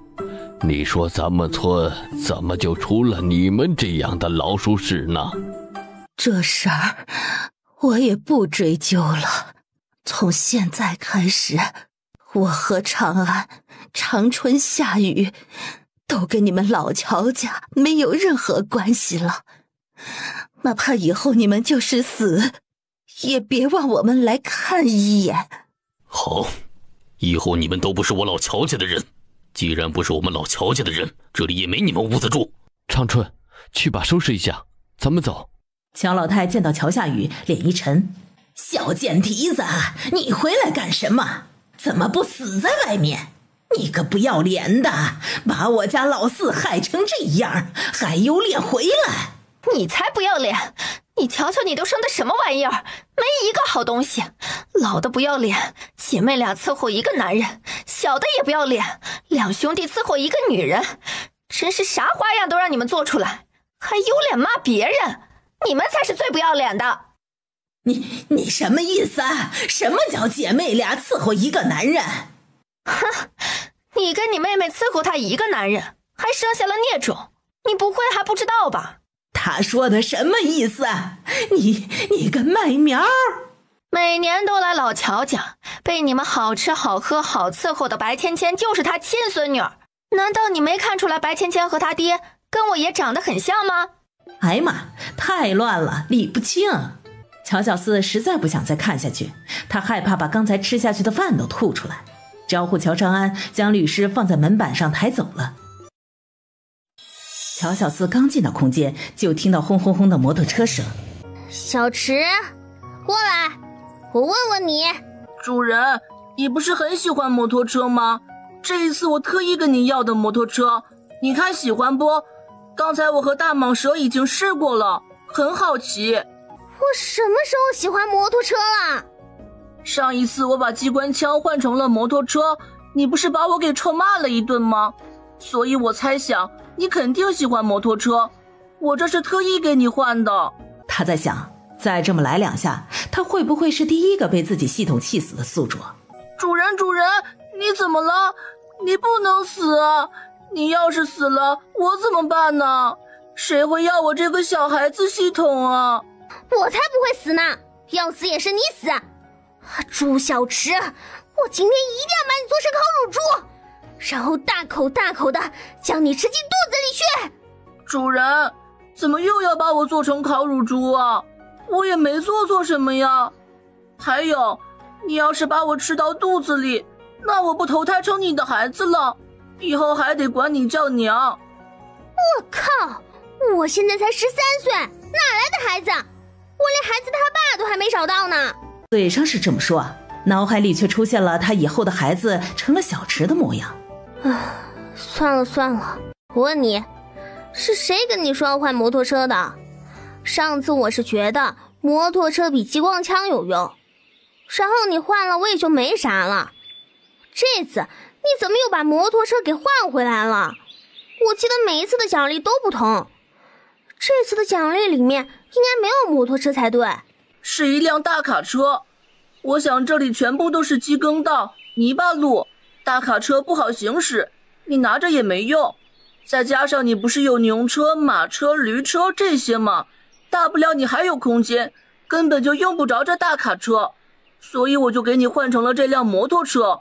而且这摩托车是不用加油的，没事就把它拿出来晒一晒就行了。算了，换了就换了吧，这次我就饶过你。下次再敢擅自做主换掉我的奖励，我就把你烤了吃。知道了，主人。那这辆摩托车你要是不喜欢，我就跟朋友们换了。这次你打算换什么？小池谨遵主人的教诲。主人，你想要什么？你看看能不能到哪里去弄一个烤箱，马上中秋节了，咱们烤月饼吃。记得不是换，是弄，用银子买也可以。主人，你干嘛不自己做？这个东西我想应该没人有吧。自己做没材料，而且还麻烦，我现在忙得很，谁有空去做它呀？你先问问你的那些朋友，就是二手的也成。你记得要检查清楚，坏的不要，我可没本事去修，别烤一下就坏了。那种豆腐渣工程的就更不能要了。楚伯康进来的时候，就看到一人一猪在这里叽叽咕咕的。啊，楚大哥，你怎么进来了？你还没有回军营吗？我是特意进来找你的，这没想到这么巧，正好碰上。你找我干嘛？我进来是告诉你啊，那些老虎和熊我都卖出去了，还给你留了4只熊掌和2副虎骨。从怀里掏出一大叠银票，塞到乔小四手里。这些是卖了猎物的银子，那都给你。这是多少？你回头数数不就知道了。我这人是有原则的，说不要就不要。你真不要？这可是好几万两呢。不要。楚伯康还想再说什么，乔小四立马打断。你别再说了，我这人经不起诱惑。乔小四为了让自己心里好受点，主动出了空间。刚出来，门就被敲响了。你这是干嘛呢？打算去做贼呀？对，小四，咱们去做贼吧。啥？你真要去做贼呀？要去偷什么？偷谁家的？那个乔长平太可恶了，我看他不顺眼，打算去偷他家。乔长平家会有好东西？有没有好东西去看看就行了。我就是好奇，他们一不干活，二不出门，整天吃啥喝啥。吃空气。空气还能吃？怎么吃？什么味道？你还真相信？我就故意逗笑的。小四，去吧去吧。就我们俩人去？什么时候去？你、我、乔夏、宝宝，今晚去。既然你同意，那我就去准备了。黑夜如期而临，几个要搞事情的人等到了子夜时分才悄悄出了门。几人没有去乔老头他们的屋子，而是直接去了乔长平那里。乔乔，慢点，别摔倒。知道啦，啰里吧嗦的，你都说了好几遍了。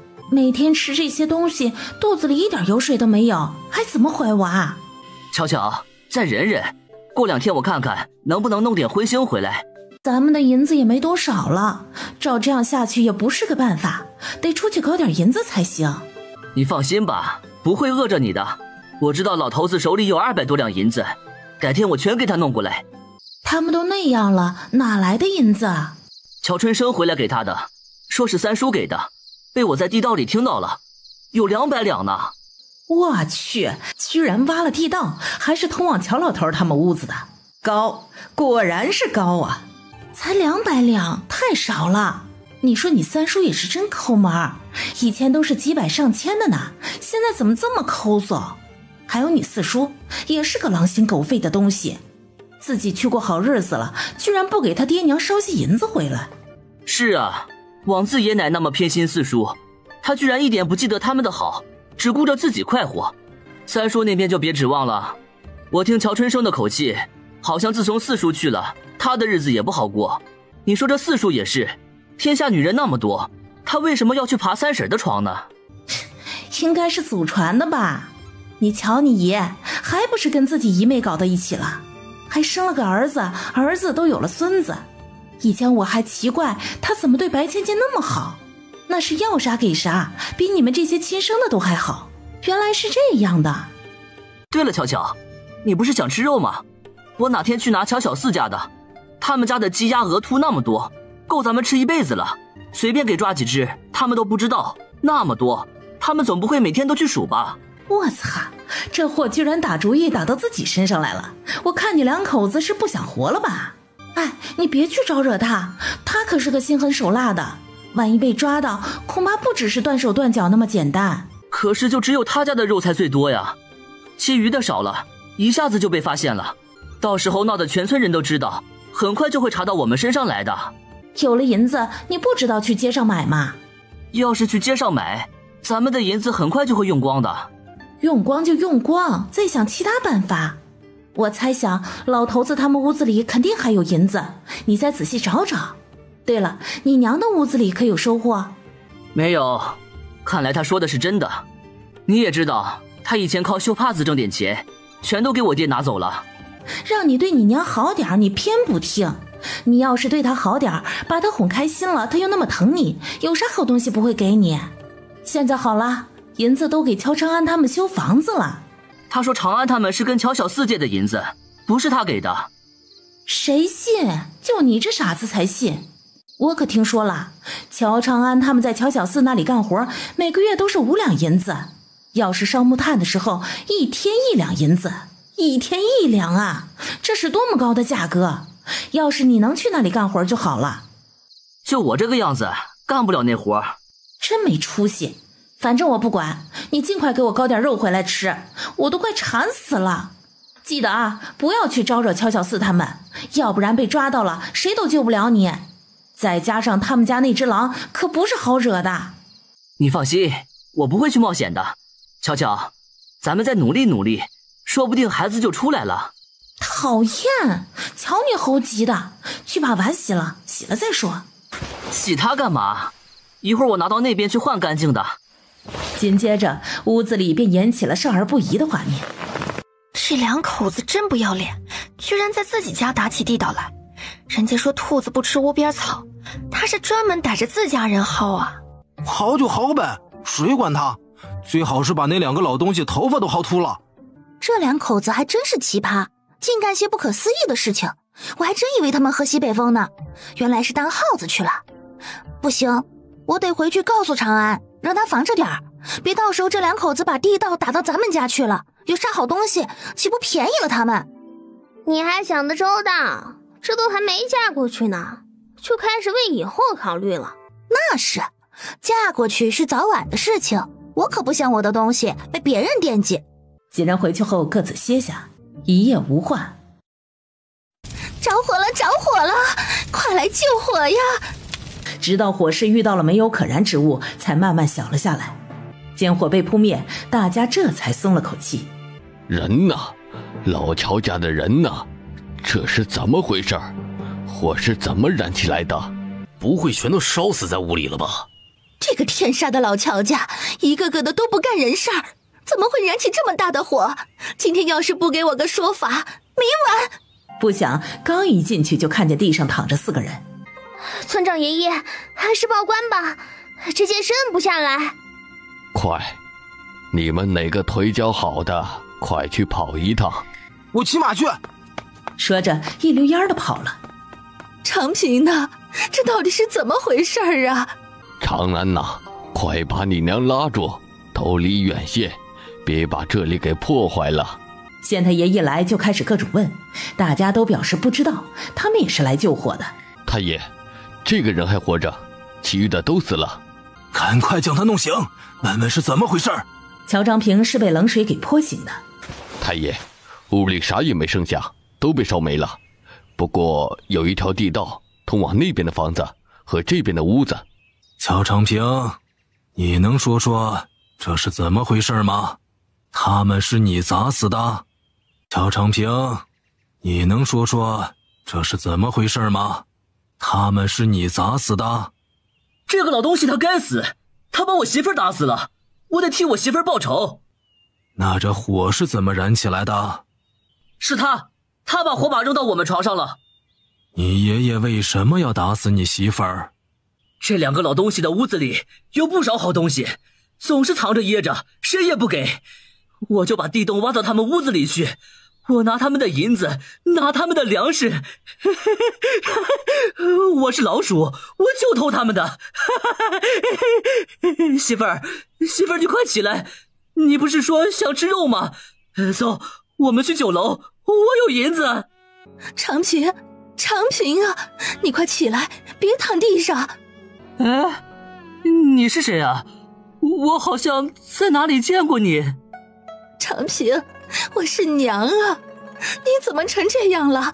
你快起来，我带你去找大夫。你走开，别碰我，我媳妇儿还在这里呢。长平，你媳妇儿她已经死了。滚！你才死了呢，你们全家都死了。我媳妇儿好好的，她只是睡着了。媳妇儿，咱们回屋里去睡啊，别理他们。说着抱起小吕氏一步一步的走了，结果亲眼看着乔长平把吕巧巧扔到了水井里面，然后他也跳了下去。人多力量大，很快乔长平就被捞上来了。娘，他这一声喊得轻，看样子是清醒的。长平呀，娘的长平，你咋这么傻呀？长安，长春，好好的照看娘。嘴角带着笑，闭上了眼睛。小厮，求求你救救他吧。他已经死了，你就让他去吧。不，他没死，他还有救。乔小厮伸手在乔长平的大动脉按了按，摇头。不，长平，你回来，你不能死啊，长平。小厮，真的没救了。我骗你干嘛？不过死了也好，要是活着，2条人命他也活不了。乔老太已经被衙役抬出来了，跟乔老头他们一起。这件事情已经水落石出，杀人凶手也死了，这案子只得不了了之。乔老二回来也有些傻眼。乔玉兰回家拿了5两银子塞给了他。老二，你把爹娘他们安葬了吧，他们也不希望看到我，这件事情我就不管了。说罢哭着就离开了。老乔家的事情已经过去了10来天，吕氏每天以泪洗面。长安，我想趁着这热孝期间，把你跟夏雨的事情一起办了，你看如何？娘，咱的房子还没修好呢。不急，再过10来天就差不多了。咱们还得准备东西，等全都准备好，房子也修好了。可是我跟美丽还没有到成亲这一步，要不先把夏雨他们的事情给办了吧。长安，要不你去问问美丽吧。不用了。你是不是不喜欢她，或者你有喜欢的人？娘，我们这样的条件怎么能配得上人家？他爷爷是神医，想找什么样的婆家不行？我怕他以后会后悔。你说的也对，咱们不能害了人家姑娘，要不就先将夏雨他们的事情办了吧。我看娇儿这人还是很不错的。好，你腿脚不方便，我让3婶他们帮忙操持吧。乔长安说着就走了出去。当他把这件事情告诉柳氏的时候，柳氏并不惊讶。这件事儿我也想过，这样是最好不过的了。你放心吧，我一会儿就去找你二婶。三婶儿，你现在身子不方便，我不应该来麻烦你的，可我实在是找不到人。自家人这么见外干嘛？长安，你就真的不考虑考虑你的事情？美丽她可是认真的。乔长安抿了抿嘴，摇摇头没说话。甄美丽听到这件事的时候已经是第2天了，气冲冲地跑来找乔长安。乔长安，你有什么好拽的？你以为全天下就只有你一个男人？你看不上我，我还看不上你呢！哼！说着气冲冲地来，气冲冲地跑了，搞得乔长安心里很不是滋味。翌日，乔长平见到甄美丽准备嫁妆，还以为她是在帮乔夏雨准备的，也就没在意。柳氏找了村里的老人挑选好日子，新房子晾晒了3天，就迎来了乔夏雨他们的婚礼。乔长平看着娇儿意气风发的样子，心里很不是滋味。为了不让人发现他的异样，便躲到一个角落，默默地看着这一幕。柳氏好不容易找到他，你这孩子在这里干啥？害得我到处找你，赶紧回去把衣服换了，一会儿就要拜堂。不用换了，就穿这一身就好。切，好什么好？哪有拜堂穿这个的？乔长安有些疑惑，是夏雨成亲，又不是他，有什么好换的？一回去就被乔春秋他们按着换了身新郎服。你们是不是拿错了？这是新郎的衣服。没错，新郎当然得穿新郎服。快走吧，都还等着呢，一会儿过了吉时就不好了。不是，我不能这样出去，会被人笑话的。你要是再不出来，我就随便拉一个跟我成亲。要是过得不好，就是你的错。乔长安有些呆住，这什么情况？乔长安就像做梦一样跟甄美丽拜了堂，直到把甄美丽送到新房，他都还没有回过神来。乔老二也来参加了婚礼，见江氏正跟一个妇人说话，他便走了过去。来弟，我有话要对你说。乔老二害怕别人听到，带着江氏到了一个没人的地方，这才开口。要不我们和好吧？你啥意思？现在我爹娘他们都不在了，要不我们俩一起过吧？你吃错药了？我以前就跟你说过，既然出了老乔家的门，我就不会再回去。来弟，我是认真的，我爹娘现在都不在了，没人欺负你，而且我手里有银子。你哪来的银子？乔老二想想，还是把银子的事情给他说了一遍。既然是买你爹娘时在他们屋里发现的，你就收着吧。找时间问问长安，他要是要，你就拿出来分了吧，这样也安心些，毕竟都是老乔家的人。我这里你也别指望，我没打算嫁人，也不打算回老乔家。如果有合适的，你就找一个好好的过，有那些土地在，也饿不着你们。我把房子修在外面，这样就不算是回老乔家，你总该答应了吧？不管你把房子修到哪里，我也不会回去，你就别再说了，要不然大家脸上都不好看。江氏说完就走了，不再理会乔老二。乔小四在家里的日子倒还平静，乔夏就有些郁闷了。夏夏，我是真没想到这间铺子是你家开的，你们这里的味道比御厨做的也差不了多少。说的就像你吃过御厨做的菜一样。我自然是没吃过的，听说御厨做的都是人间美味呢。夏夏姐，听说你们去京城还参加过宫宴，是不是真像他说的那样是人间美味啊？夏夏，咱们借一步说话。你是谁？我怎么感觉有些面熟呢？合着我在这儿说半天，你居然没想起来我是谁？我是徐德才啊，你怎么能将我给忘了呢？哦，原来是你呀！我说怎么这么面熟呢？不过你这变化有些大呀，以前看着倒还人模狗样显年轻，怎么一下就老成了这个样子？就像是被什么吸干了精气神似的。看来坏事没少干啊。徐公子，是不是你们吃好了找人结账？这里是你们的菜单，共计136两2钱，这2钱就算了，你付136两就好。请问徐公子是付银子还是银票？我们还没有吃完。不好意思啊，徐公子，我看你的那些朋友都吃好了，我才这样问的，没有催你们的意思，主要那边还有很多客人等着呢。夏夏，咱们借一步说话。对不起，徐公子，男女授受不亲，你有什么话就在这里说吧。夏夏，我身上带的银子不够，你可否借我一点？明日我就给你送来。徐公子，咱们这里有规定，小本生意概不赊账，你瞧那边都写着呢。见他不说话，也不掏银子。徐公子，请问你是付银子还是银票呢？夏夏，我……抱歉，徐公子，我没银子借给你，你自己想办法吧。夏夏真会说笑，你怎么会没银子呢？有银子那是我的，我凭什么要借给你啊？还有你是谁啊？我们之间很熟吗？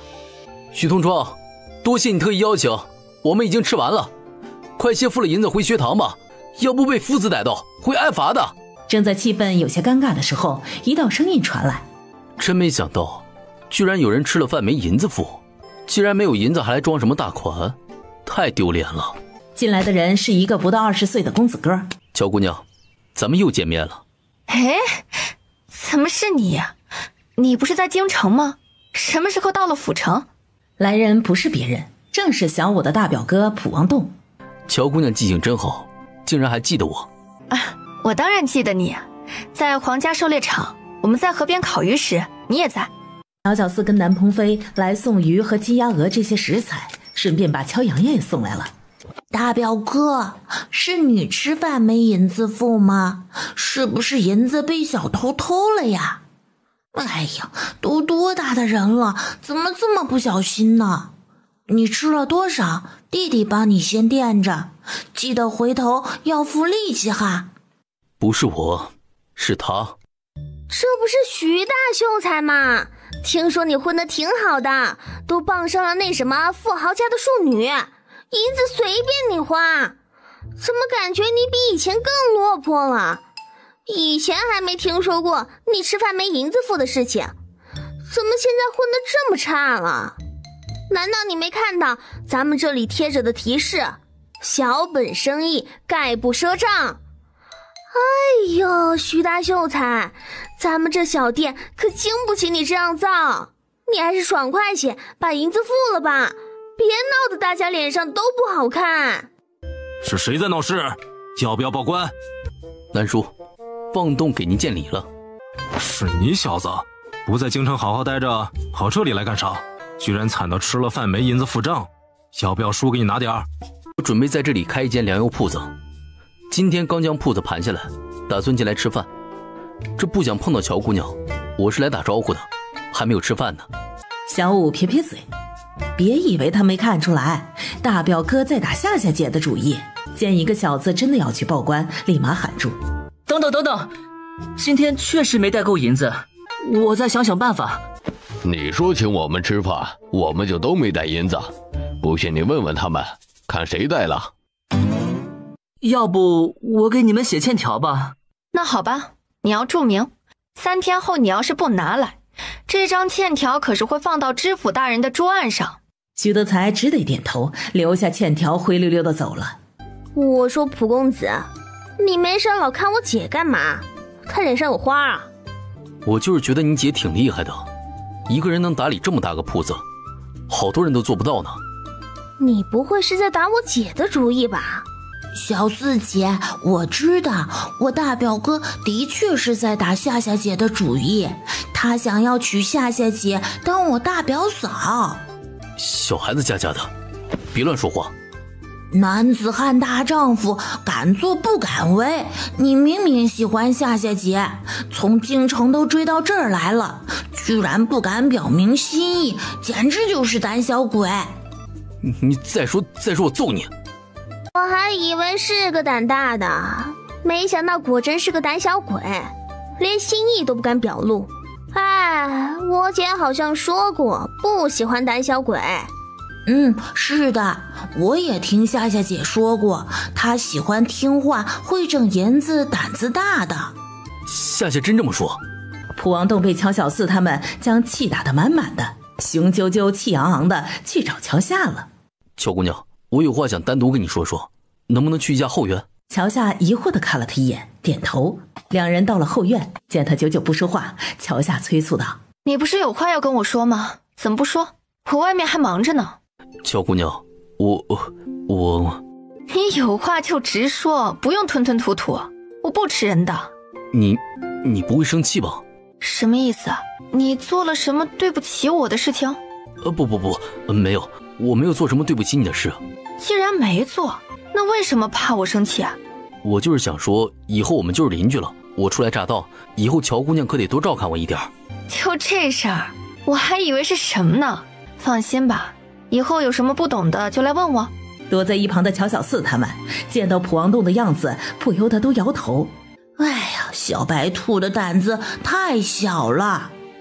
小孩子家别到处乱跑，跟着你小四姐，别被拍花子盯上，你就见不到娘了。乔小四他们吃了点东西，就得赶紧往回走，要不然天黑都回不了家。酱香居这会儿客人已经不多了，只有三三两两的几桌在喝着酒。徐母一进到酱香居，就看到在柜台上算账的乔夏。夏夏，你还忙着呢。哦，是许夫人呢。你是来订桌位的吧？要几桌？先交10两定钱吧，我这就给你记上。我不是来订位置的。夏夏，有没有空啊？咱们聊聊吧。不好意思啊，许夫人，我这会儿在忙着，抽不出空来。既然不是订位子的，那你还是先回去吧。夏夏，我想跟你谈谈你和德才的事。徐夫人，我跟徐德才八竿子打不着的人，我们俩能有什么事儿？请你说话注意点分寸，不要引人遐想，要不然别怪我乔夏不客气。夏夏，我知道当初德才跟你退亲，让你吃了很多的苦，因此对我们家也有诸多怨言。我们家也知道对不起你们，所以打算继续履行这段婚姻。你不知道，咱们德才可稀罕着你了，就连晚上做梦喊的都是你，真是癞蛤蟆想吃天鹅肉。也不看看你儿子是个什么东西，也配娶我乔夏？哪里来的滚哪里去，少在我这里胡言乱语，要不然我可真不客气了。我说乔夏，你怎么说话呢？我家德才能够看得上你是你的福分，别不知好歹。我呸！就你那儿子，金玉其外，败絮其中，一个成过亲还有很多女人的男人，我乔夏嫌他脏。别说是个秀才，就是个状元我也看不上。不过就他那样的货色，给状元端洗脚水都不配，指不定这秀才是怎么来的呢。你休得胡说！我劝你还是走吧，再待下去对你没有好处。还有，少拿我跟徐德才定过亲的事儿来说，都多少年的事儿了，也不嫌晦气。哼，你别后悔，总有一天你会求着我而娶你，到时候你就给我等着吧。徐母放完狠话就转身离开，当看到乔小四时，顿时一愣。乔小四并没有理会他，自顾自地走了进去。你都听到了？我姐霸气，以后再遇到那种不开眼的，就这样开怼，实在不行那就动手，非要揍得他爹妈都不认识的那种，对吧，普表哥？对，咱们上头有人，不怕。就是没人我也不怕，只要我站理，谁怕谁呀？不是有句话叫做有理走遍天下吗？对，是有这么句话。乔夏转身将桌子上的账本拍给他，那交给你了。蒲王栋抱着账本嘿嘿一笑，然后就开始认真地对起账来。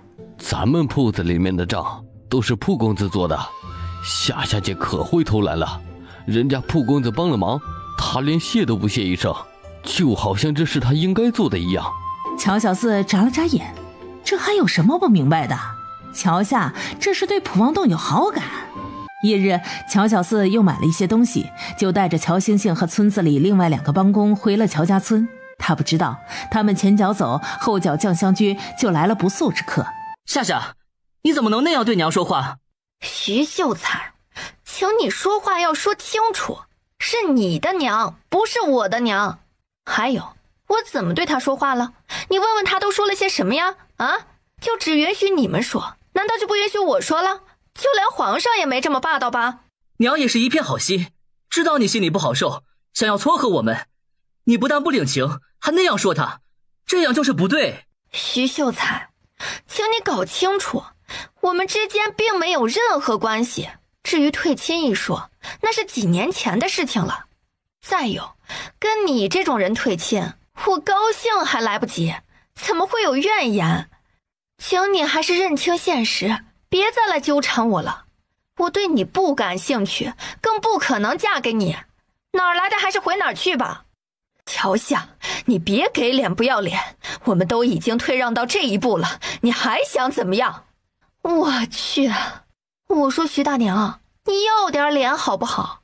昨天我跟你说得很清楚了，你还要在这里死缠烂打，是不是觉得我如今能挣银子了，便想来乱打主意？我可告诉你，我乔夏再也不是以前任人欺负的软柿子了。你们趁早还是歇了这份心思吧，别到时候弄得脸上不好看，让别人笑话。乔夏，有你这么对长辈说话的吗？还不快给娘道歉！我呸！一家子不要脸的，道什么歉？徐德才，我是真没看出来呀，你这种人的作风也配当秀才？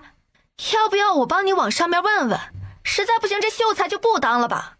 好啊，乔夏，你的心思果然恶毒。昨天当着那么多人的面说我的秀才之名是用不正当手段得来的，今天又这样说，你去吧。我徐德才行得正坐得端，不怕别人调查，但我也不是好惹的。你要是敢用手段让我没了秀才身份，你也甭想好过。说罢就要伸手去抓乔夏。徐秀才，有话好好说，君子动口不动手，这么多人看着呢。我说怎么这么嘴硬？原来是有相好的了。乔夏，你不是口口声声看不起我吗？那你倒是去找个厉害的，哪怕5大3粗的汉子也行。怎么找了一个我这样的读书人？我看你就是对我念念不忘。别嘴硬了，我现在还给你一个台阶下，你要是再不过来就没机会了。徐德才，你死了这条心吧，我乔夏是不会嫁给你的。我现在已经有未婚夫了，你还是哪儿凉快哪儿待着去吧，别出来到处瞎晃，脏眼睛。你说的未婚夫就是他吧？是他又怎么样？难不成你有意见？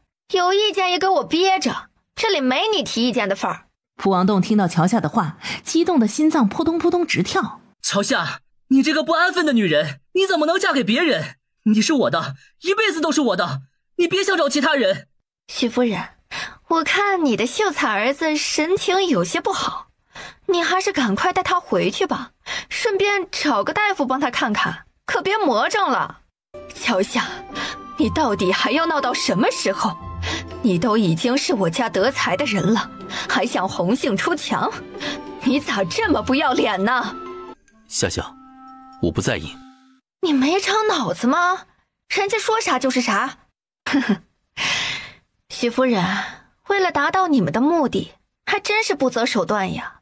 不过你恐怕要失望了，别说我乔夏现在是清白的女儿家，就算不是，也轮不到他徐德才这样的安脏货来娶。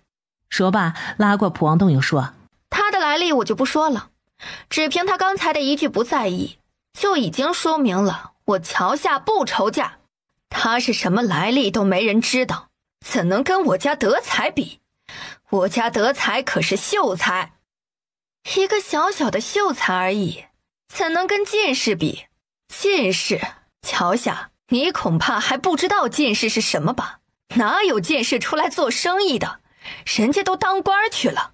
他是不是进士，这点不重要，重要的是你们现在污我名声，这件事情不能就这么过去。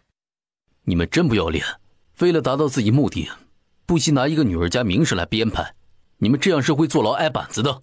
谁编排了？不信你让乔夏脱了衣服给大家检查呀，看他是不是还清白。只要你能证明你是清白的，我就跪下给你磕头赔礼道歉。这话可是你说的，当着这么多人的面，你可不能反悔呀。说罢在众目睽睽之下将自己的袖子挽起来，指着手臂上一个红点说道，大家知道这是什么吗？这叫手工纱，这是我去京城的时候看着其他姐妹有便找人点上的。但凡有着手工纱的人，身子都是清清白白的，要是身子不清白，那是点不上去的。哼，我可听说手工纱也有做假的，指不定他这就是假的。听说这假的一搓就掉，让我搓搓看，要是掉了，你这就是假的。徐母也有点急，不管他怎么搓，这颗纱它就是不掉。徐夫人，你以为掐掉了就没了吗？这手工纱不是点在表面上的，难不成你还想把我这块肉都给挖了去？这位姑娘的手工纱是真的，而且点纱人的手法很精准，一看就是老手。姑娘，你这应该是宫里嬷嬷的手法吧？乔夏微微点了点头。长远，去报官，我要告他们诬陷，坏我名声。石长远早就想报官了，闻言赶紧往外跑。不能去，乔夏，你赶快让他回来。虽然我刚才的话坏了你的名声，只要你嫁给德才，这不就圆过去了吗？你做啥美梦呢？就你这样恶心的人，还想让我嫁给你？我就是当一辈子的老姑娘，也不会嫁给你们这样的人家。真的不嫁我？我再说一遍，你这样的人，我就是当老姑娘也不会嫁。好，既然不嫁，那你就去死吧！徐德才抓起柜子上的火折子一挥，火苗一下就窜了出来，猛地朝桥下扔去，掉落在账册上。纸哪能见火，轰的一下就燃了起来。紧接着旁边的围裙也跟着燃了起来。等到见到火光，大家这才七手八脚的上前想要将火扑灭。不想这会儿的火一下就窜了老高。徐德才本就是一时冲动，见到火势越来越大，才知道怕了。火很快就被扑灭了，蒋香居也是一片狼藉，知府气喘吁吁的跑到了普王洞身边，抹了把汗。哎呦，公子，你没事吧？没事，不过你看现在的蒋香居要怎么解决？知府还不是很了解事情的经过，问了一下周围的，得知后让人将徐德才和徐母都抓了起来，他要带回去严加审问。普王洞拉着乔夏也一起去了府衙，知府让人去把周员外和他的千金请来。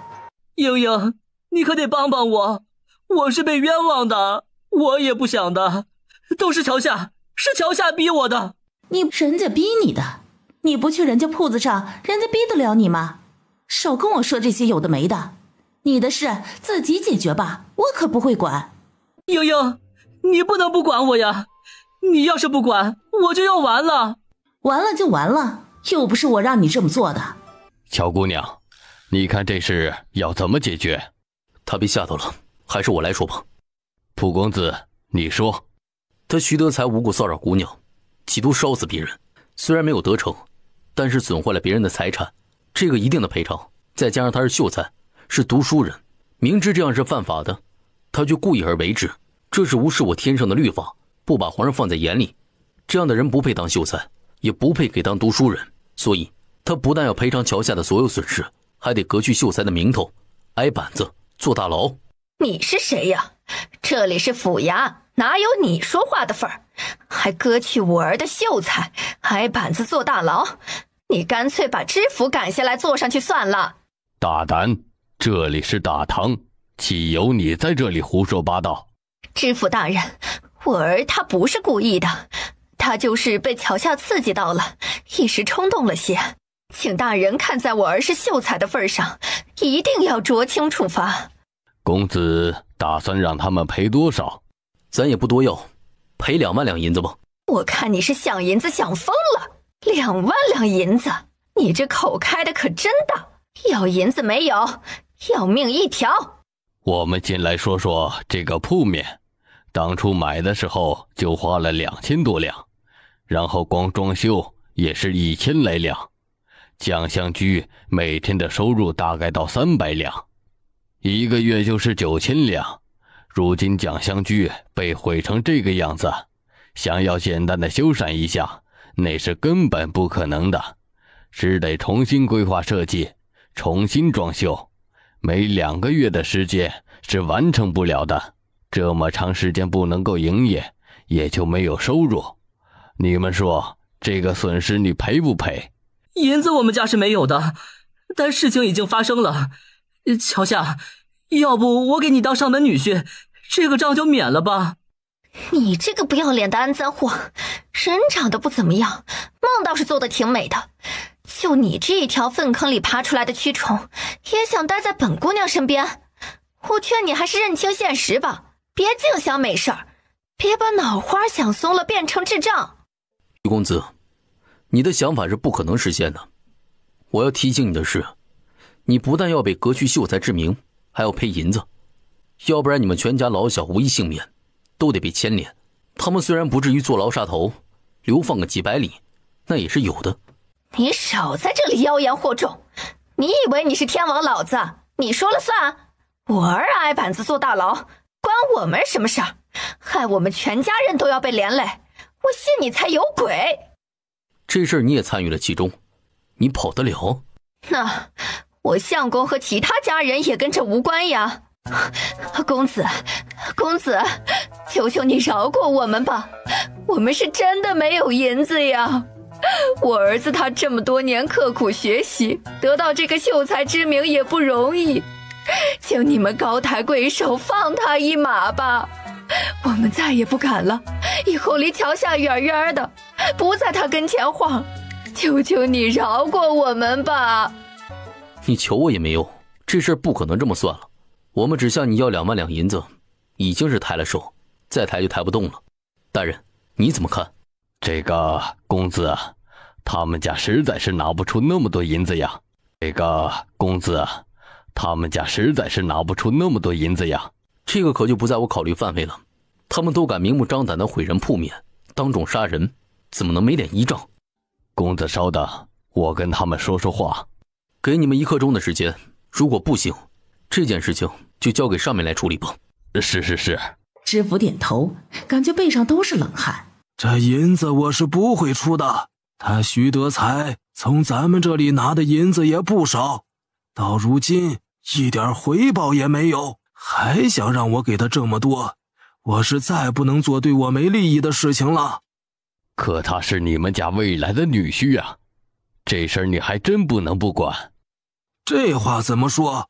我家闺女跟他又没有定亲，哪来的未来女婿一说？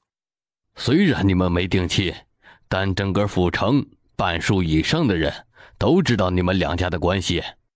我说你对那小子态度不一般，他是什么来头？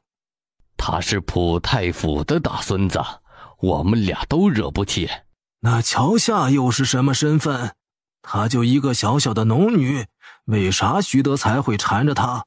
这乔夏的妹妹乔小四，是葛老将军的小徒弟，也是当今那位的小师妹，京城好多人都知道，就连嚣张跋扈的小郡主都是他的手下败将。两人虽然比了一场，最后居然还成为了好朋友。他的舅舅也是一个将军，不是我们这些小人物能够动的。你读了这么多年的书，都读到狗肚子里面去了，这样的人家你也敢去招惹？怎么想攀高枝儿？现在是高枝儿没攀上，小命也不保了。岳父大人，你一定得帮帮小旭，小旭也是猪油蒙了心，做了傻事。只要你这次帮我，让我当牛做马也行啊。别叫我岳父，这件事情我帮不了你。不，岳父，你帮得了。只要你这次帮了我，以后你让我往东，我绝不往西，一切听从岳父的差遣。这个是你说的。刘氏很满意凤宝宝这个未过门的儿媳妇儿，趁着现在身子还利索，把两人叫到了跟前。宝宝，你真的愿意做我的儿媳妇儿，不后悔？六姨，我愿意的。虽然我也很喜欢你，但是你也知道咱们家的情况，春秋以前脑子受过伤，我就怕你以后后悔嫌弃他。不会的，我早就知道了你们家的情况，也知道他的情况，要是嫌弃就不会来你们家住这么久了。这样就好。不过婚姻大事啊，你还得问过你爹爹和祖母的意见。这次春秋跟着你回去，如果他们也同意，你们就将事情定下来，等过2年再成婚。毕竟你们年纪都还小，到时候不管你们是在这里住还是在封家堡住都可以。不过呀，有句话我还是得再提醒一下，春秋是不能当上门女婿的。柳姨，你放心吧，我跟春秋早就商量好了，他不当上门女婿，咱们两边住，这里住段时间，再回封家堡住段时间，以后生的孩子，一个跟他姓，一个跟我姓。在一旁偷听的乔小四姐妹俩都瞪大了眼睛。二哥真不害臊，还不到17岁呢，就想成亲生孩子了。柳氏是在半个月后开始发动的，有乔小四坐镇，很顺利的就生下了一个男孩，取名南天赐，小名小六。京城四方镇乔家村乔东，又名乔小四，为天下百姓寻来了活命的粮食，是我天圣国之福星，特封为惠郡主，赐婚于怀王为正妃，钦此。福公公刚一读完，朝堂上顿时就沸腾了。皇上，你这圣旨不会是昨天晚上写下的吧？穆太子多虑了，这圣旨的确是早就写好了。告辞。说罢，快步的离开了。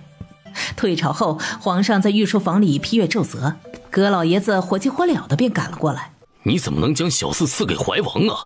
小四可不喜欢这种成日待在后宅里争风吃醋的日子，他喜欢的是在乡下，在田间地头，山上自由的奔跑。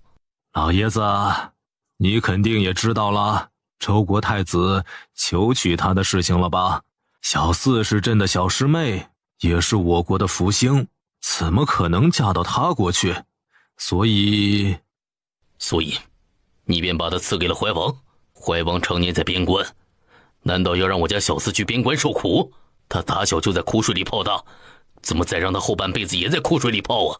怀王常年在边关，难道要让我家小四去边关受苦？他打小就在苦水里泡大，怎么再让他后半辈子也在苦水里泡啊？这事儿朕还真没有考虑到，你说现在怎么办啊？圣旨已经宣读下去，你总不能让朕收回来吧？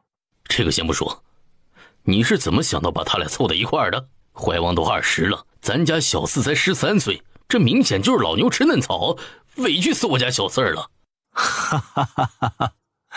老爷子，怀王的确向朕透露过要娶小四，当时考虑到他年龄还小，不想让他被别人关注，所以这件事情才压了下来，想过后再说。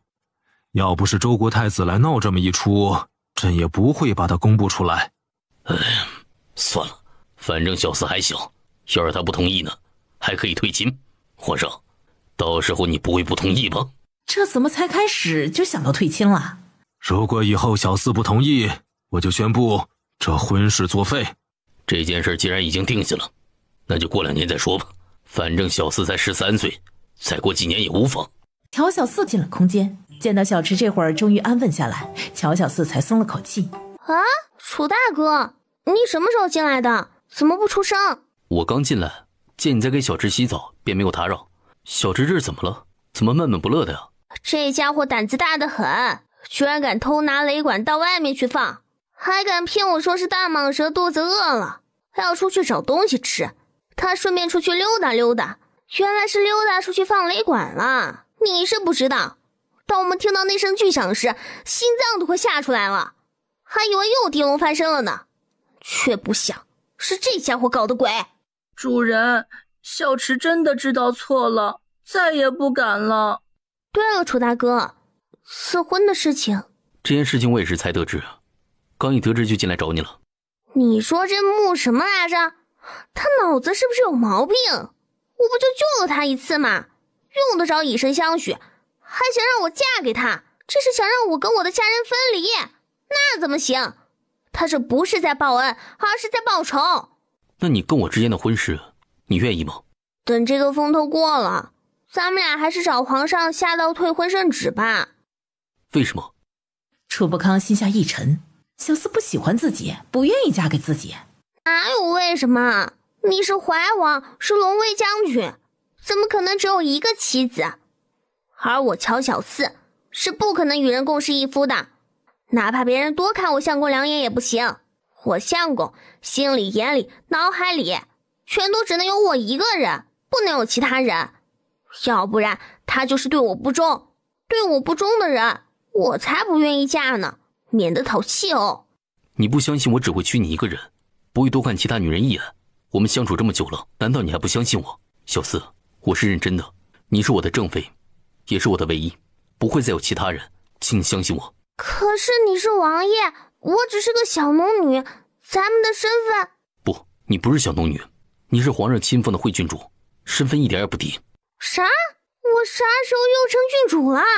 乔小四觉得自己的脑袋都被搞糊涂了，他一会儿要成为怀王王妃，一会儿又是郡主，到底哪一个是他呀？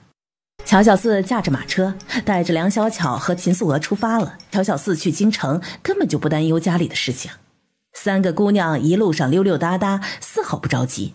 柳云城他们早就得到消息，在城门口等着了。大舅，你是来接我的吗？秦家小姐是不是在马车上？在呀，当然在，我特意送她回来的，能不在吗？乔姑娘将舍妹送回来，在下感激不尽，改日一定登门道谢。你是？苏娥是我小妹，我是她大哥。既然是秦大哥，那我就将苏娥姐亲自交给你了，你也不用登门道谢。3天后，我自会亲自登门讨扰。柳云城对乔小四说道：走吧，咱们也回去。这边秦素娥刚到家，她娘和几个哥哥便在门口接住了她。你说你这丫头，不是叫你跟紧我，你咋就跑丢了呢？这幸好遇到乔小四，要不然可要怎么办呢？进屋后，还不等众人问起，秦素娥便将乔春生如何救自己，又如何将他送回家交给乔小四的事情都给说了一遍，包括乔春生已经同意跟他的亲事也一并说了。乔姑娘说的3日后登门拜访，是不是上门来提亲的？乔大哥没时间，便把这事交给了小四，说你们要是不同意，非要他亲自上门提亲，那就只能到明年，明年他会请假来。只要他是真心诚意的，就乔姑娘来提亲也无妨，人家乔姑娘可是皇上亲封的郡主，身份不差。娘几个在这边一阵高兴，等到秦大人回来一听说，又是一番哈哈大笑。乔小四这边依旧住在柳云城的府邸，一到家便把这次京城之行跟柳云城和薛氏说了。这事儿你就甭费心了，交给我，3天后咱们一起去秦家提亲。咱们也得去个大人才是啊，这要不然人家会觉得我们看轻了人家，这样不好。乔小四当然没意见，把这事儿一说好，乔小四也顾不上休息，便去了老将军府上。还是人家徒儿的人，把师傅都忘到后脑勺去了，简直大不孝，逆徒。师傅，听说您老人家生病了，我这心呐可惦记着呢，白天黑夜的都睡不着觉。你瞧瞧，我都瘦了好多。你那睡不着，恐怕是睡不醒吧？大量我不知道，就别哄我老人家开心了啊。师傅，您老人家真是人老成精，居然能看透我心里的想法，佩服佩服啊！乔小四在老夫人面前又是一顿讨好卖乖，哄得老夫人眼睛都笑得眯了起来，这才开口问起葛老爷子的病。自己贪杯，在外面睡了一觉，结果感染了风寒，可是受了不小的罪呢。师傅，你老人家真是不爱惜自己的身子，你都多大岁数了，怎能像年轻人那样还喝酒喝醉？我不是告诉过你，你不能喝醉，最多浅尝一点儿，你咋就不听呢？看吧，生病了，吃苦受罪的还不是你自己？大家都这么说的，可他以为自己很年轻，愣是不听。生了一次病后，现在老实多了。行了，又是这一套话题，听得我耳朵都起茧子。正说着，外面就传来说话声。小四，你真的来了？我听到他们说还不相信呢。都说了多少次了，怎么这么没规矩啊？这是你师姑，怎么能直呼名字？简直没大没小，不尊长辈。师傅，咱们都是同龄人，没必要那样较真，就以名字相称就好。葛光耀挠挠头，对着乔小四做了个鬼脸。可能是今天运气有些不好，刚跟方氏打过照面，又碰到了乔老三。小四，你来京城了？你娘他们也来了吗？怎么没听说呀？你跟我娘已经没关系了，他来不来京城都与你无关，别搞得跟我们很熟一样，会引人误会的。小四，还没恭喜你成为郡主呢。乔四叔看上去过得很不错啊，春光满面，容光焕发。对了，你们应该还不知道吧？老乔家没了。见两个人一脸懵逼的表情，显然是不知道的。你们爹跟你们姨母生了一个儿子，那个白芊芊的爹就是你们同爹不同娘的兄弟。你说的都是真的？是真的，不信你们问小巧，他也知道。对啊，我也知道这件事，准确的来说，乔家村的人都知道。那我娘她没有闹。你娘？她能翻起什么风浪来？她双腿走不了路，瘫在床上，一切全靠你爹照料，除了骂几句也做不了什么。后来你爹还将你姨母接回家里，跟她一起生活了，这可是成了咱们乔家村一套亮丽的风景线，被好些人羡慕着呢。接着就将乔长平和乔老头他们的事情说了一遍。乔老三虽然神情悲伤，但到底跟他爹娘分开多年，感情已经没有那么深厚了。你们不是想知道乔小四为啥来京城吗？我告诉你们啊，他呀是替他大哥乔春生去秦家提亲的，而且已经提亲成功，就只等着选好日子好成亲。乔大人，你这做爹的不知道这件事情，唉，好可怜呐，你的儿女们都没把你当回事儿呢。给春生提亲？哪个亲家？怎么提亲这样的大事儿你娘不来，要你这个小孩子来，这多不尊重人呐！还有这秦姑娘家人品怎么样？对你大哥有没有助力？别娶了一个脚家精回去，让家里不得安宁啊！我娘刚生完孩子没多久，咋能长途跋涉？她得趁着这一次生产完好好的将养，把以前落下的月子病全部将养回来。还有，谁说我是一个人去提亲的？我大舅和我大舅娘不是人。你娘跟南鹏飞生孩子了，是儿子还是女儿？她怎么能给南鹏飞生孩子呢？生了个大胖小子，长得特别的可爱。不但可爱，长得还跟我小舅一模一样。我外祖母都跟着他们一起过了，而且还说要在他们那里养老呢。乔小四没有理会待在一旁不敢置信的乔老三，离开了。第二天一早，乔小四就跟着于子怀的车队离开了京城，人多也热闹，不知不觉就到了四方镇。我们今晚就在镇上休息一晚，明日再去你们家拉木炭。好，不过我不跟你们一块儿了，我得先回去。要不明日跟我们一起吧，这天都快黑了。无妨，这一段路我熟悉得很，再加上也没人敢骂我怎么样。乔小四一个人赶着马车就往家的方向走，见到乔小四回来，最高兴的莫过于小六。你这是狗鼻子，闻着我身上给你带的好东西的味儿，便想来巴结我，对不对？在哪儿呢？马车里的东西并不多呀。在于大哥他们车上，他们要明天才来。你们的木炭可准备好了？早就给准备好了，其他的几笔订单也快好了。啊，这么说你们今年的销量不错啊？那是自然，可以说今年的销量比往年都好。不知怎么回事，今年不但木炭的生意好，就是咱家的咸鸭蛋之类的也是不够卖。还有西西姐他们的生意也很好，每天晚上都要加伙班才行。是不是又要发生什么事情了？大家开始大量的囤东西。别担心，不会出什么事儿的。说了一会儿话，南鹏飞才告诉乔小四，他的荒地已经全部开垦出来了。说起这个，乔小四就笑着把药材销路的事情给大家说了，也把这段时间京城里面的事情说了，尤其是去秦家提亲的事情，着重又说了一遍。这么说，等你大哥回来，他们便可以成亲了。是这样的。到时候是在京城成亲，还是在乔家村成亲啊？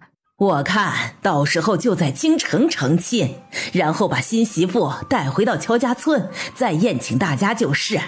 还是娘想的周到，就这么办。翌日天刚蒙蒙亮的时候，于子怀的车队便来了，他们也不敢耽搁，要赶紧装完货回京城。送走了于子怀他们，乔小四便把心思全都扑到了自己的荒地上。今年虽然发生了自然灾害，但乔家村有乔小四他们烧木炭、做咸鸭蛋之类的，还有砖瓦窑的生意也不错，所以乔家村的人发达了，有钱了，这件事情便传了出去。有些心眼活络的人便开始走访起来，打听乔家村哪些小子没说亲，哪些姑娘没嫁人，搞得3天2头就有媒婆往村里跑。实在不行就将婚事办了，只要成了亲，那些人就死心了。怎么可能？你没看到长安哥，他不都是成了亲，而且美丽姐肚子都那么大了，不照样有女人围着他转？不会吧，这些人这么疯狂，那美丽知道吗？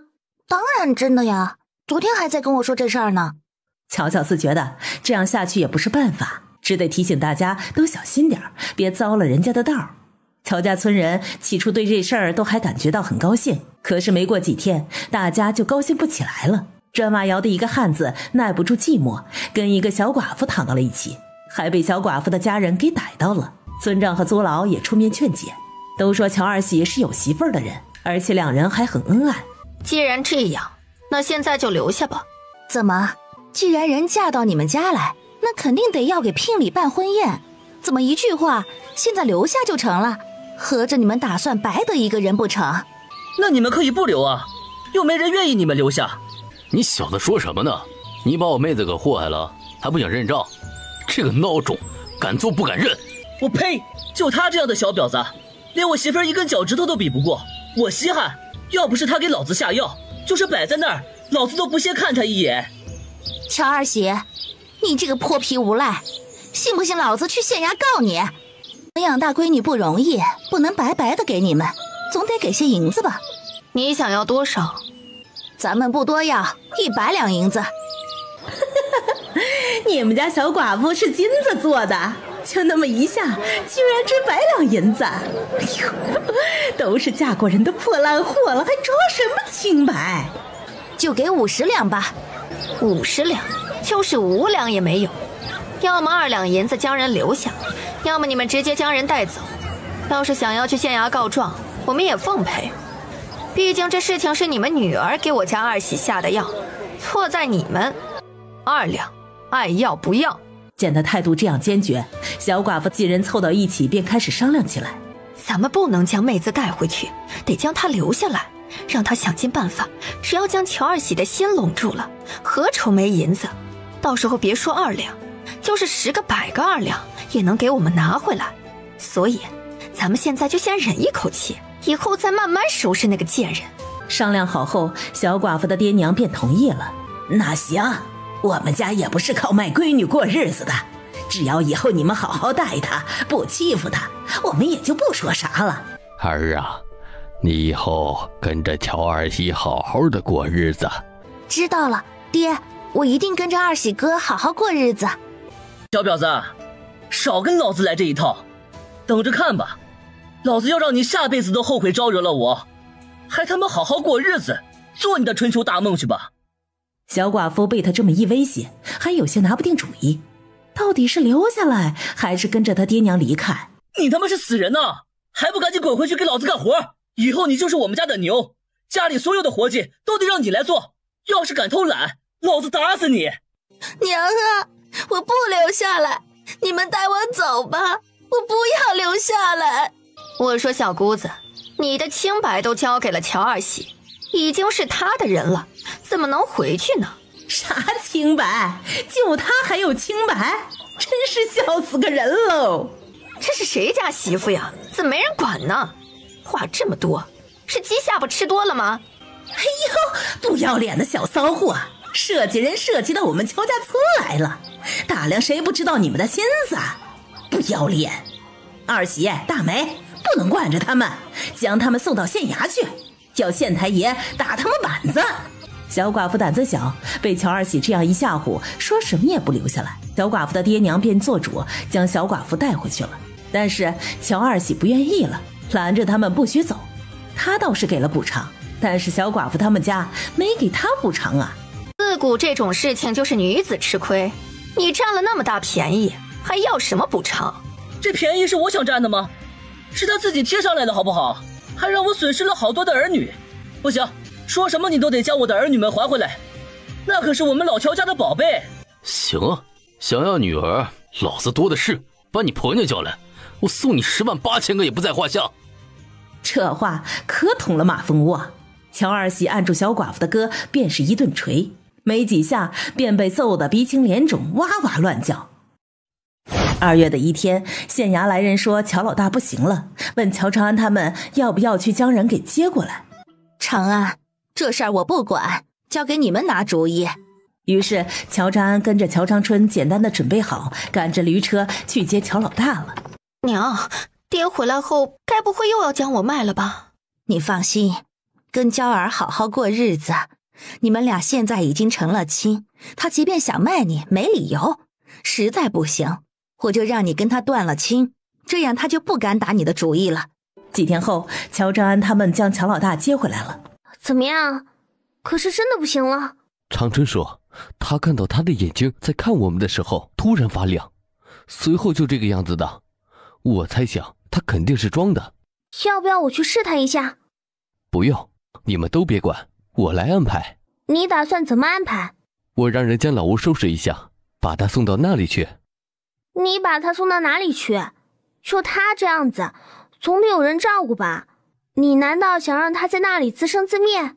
我打算请一个厉害的人来照顾他，我们只出银子就行。你可想好了人选？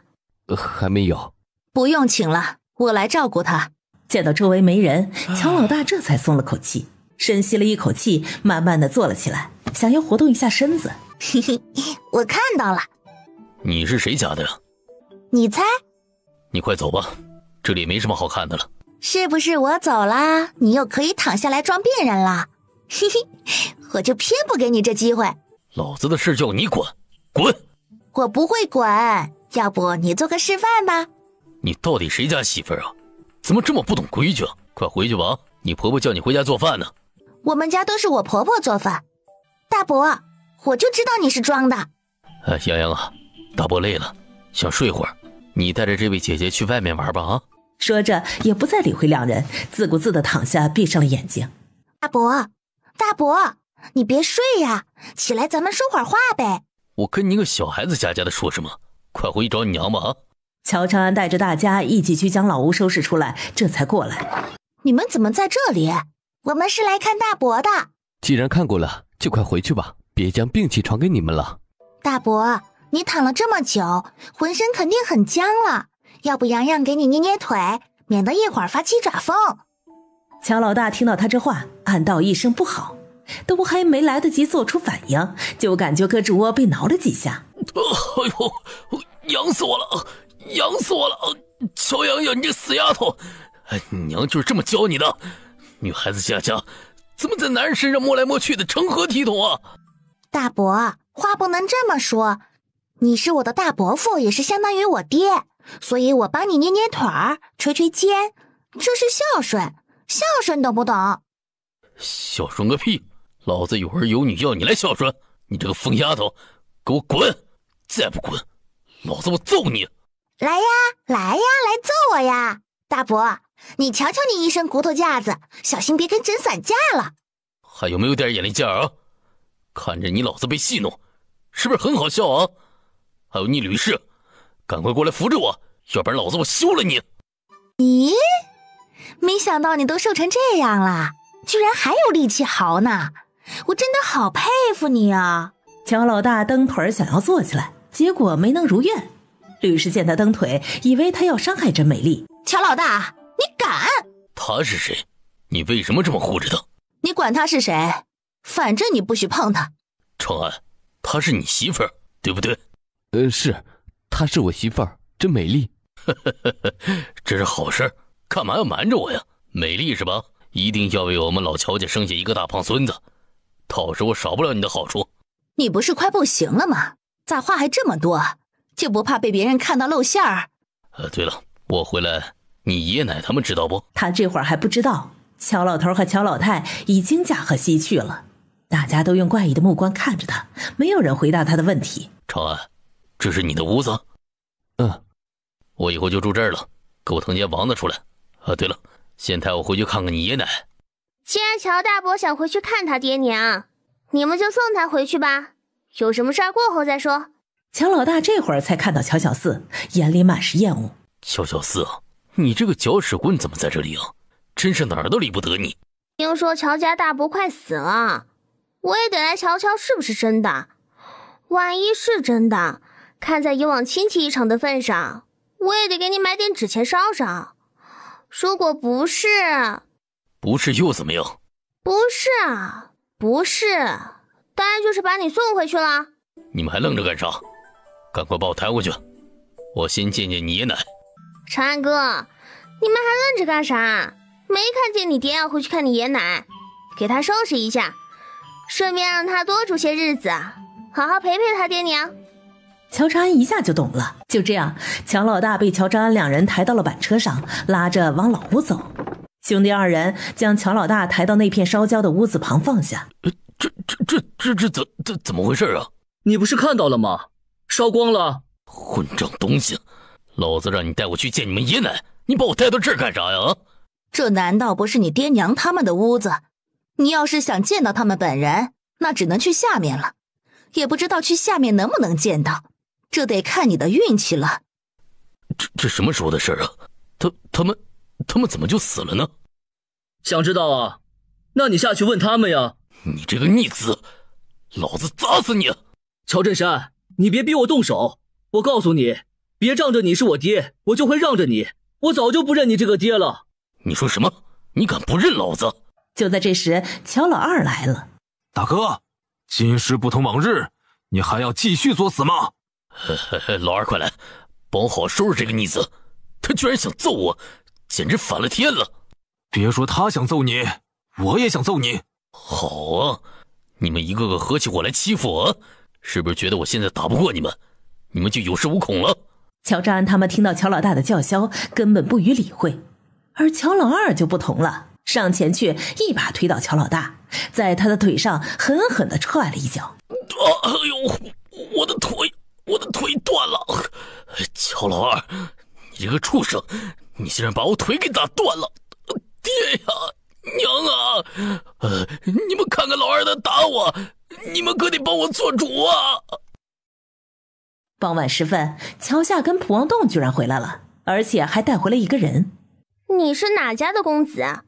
乔姑娘不记得我也正常，毕竟我的存在感实在太低了。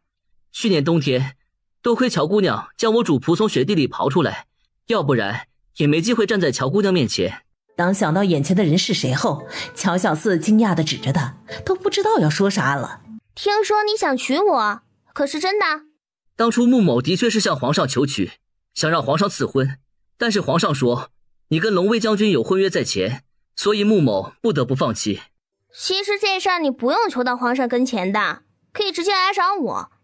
虽然我也不会答应，但毕竟这是我的事情。穆锦峰不解地看着乔小四，难道他不愿意嫁给龙威将军，对皇上赐婚有很大的意见？你也别误会，我就是不满意别人主宰我的婚姻而已。还有，我也不可能嫁到你们国家去，我就是一个普通的小农女，没见过世面，对嫁到国外没兴趣。乔姑娘，我真的很欣赏你。别，你别欣赏我，我没啥值得欣赏的地方。乔姑娘，你真的是一个令人刮目相看的好姑娘。我知道，我就是那种人见人爱花见花开，美女见了都自愧不如的好姑娘，所以穆公子就别再说这个了。乔姑娘可真是个有趣的人。我也这么觉得，穆公子可真是好眼光。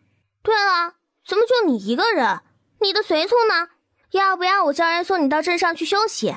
我们这里简陋，不适合留你这样的贵人，空有怠慢就不留你了。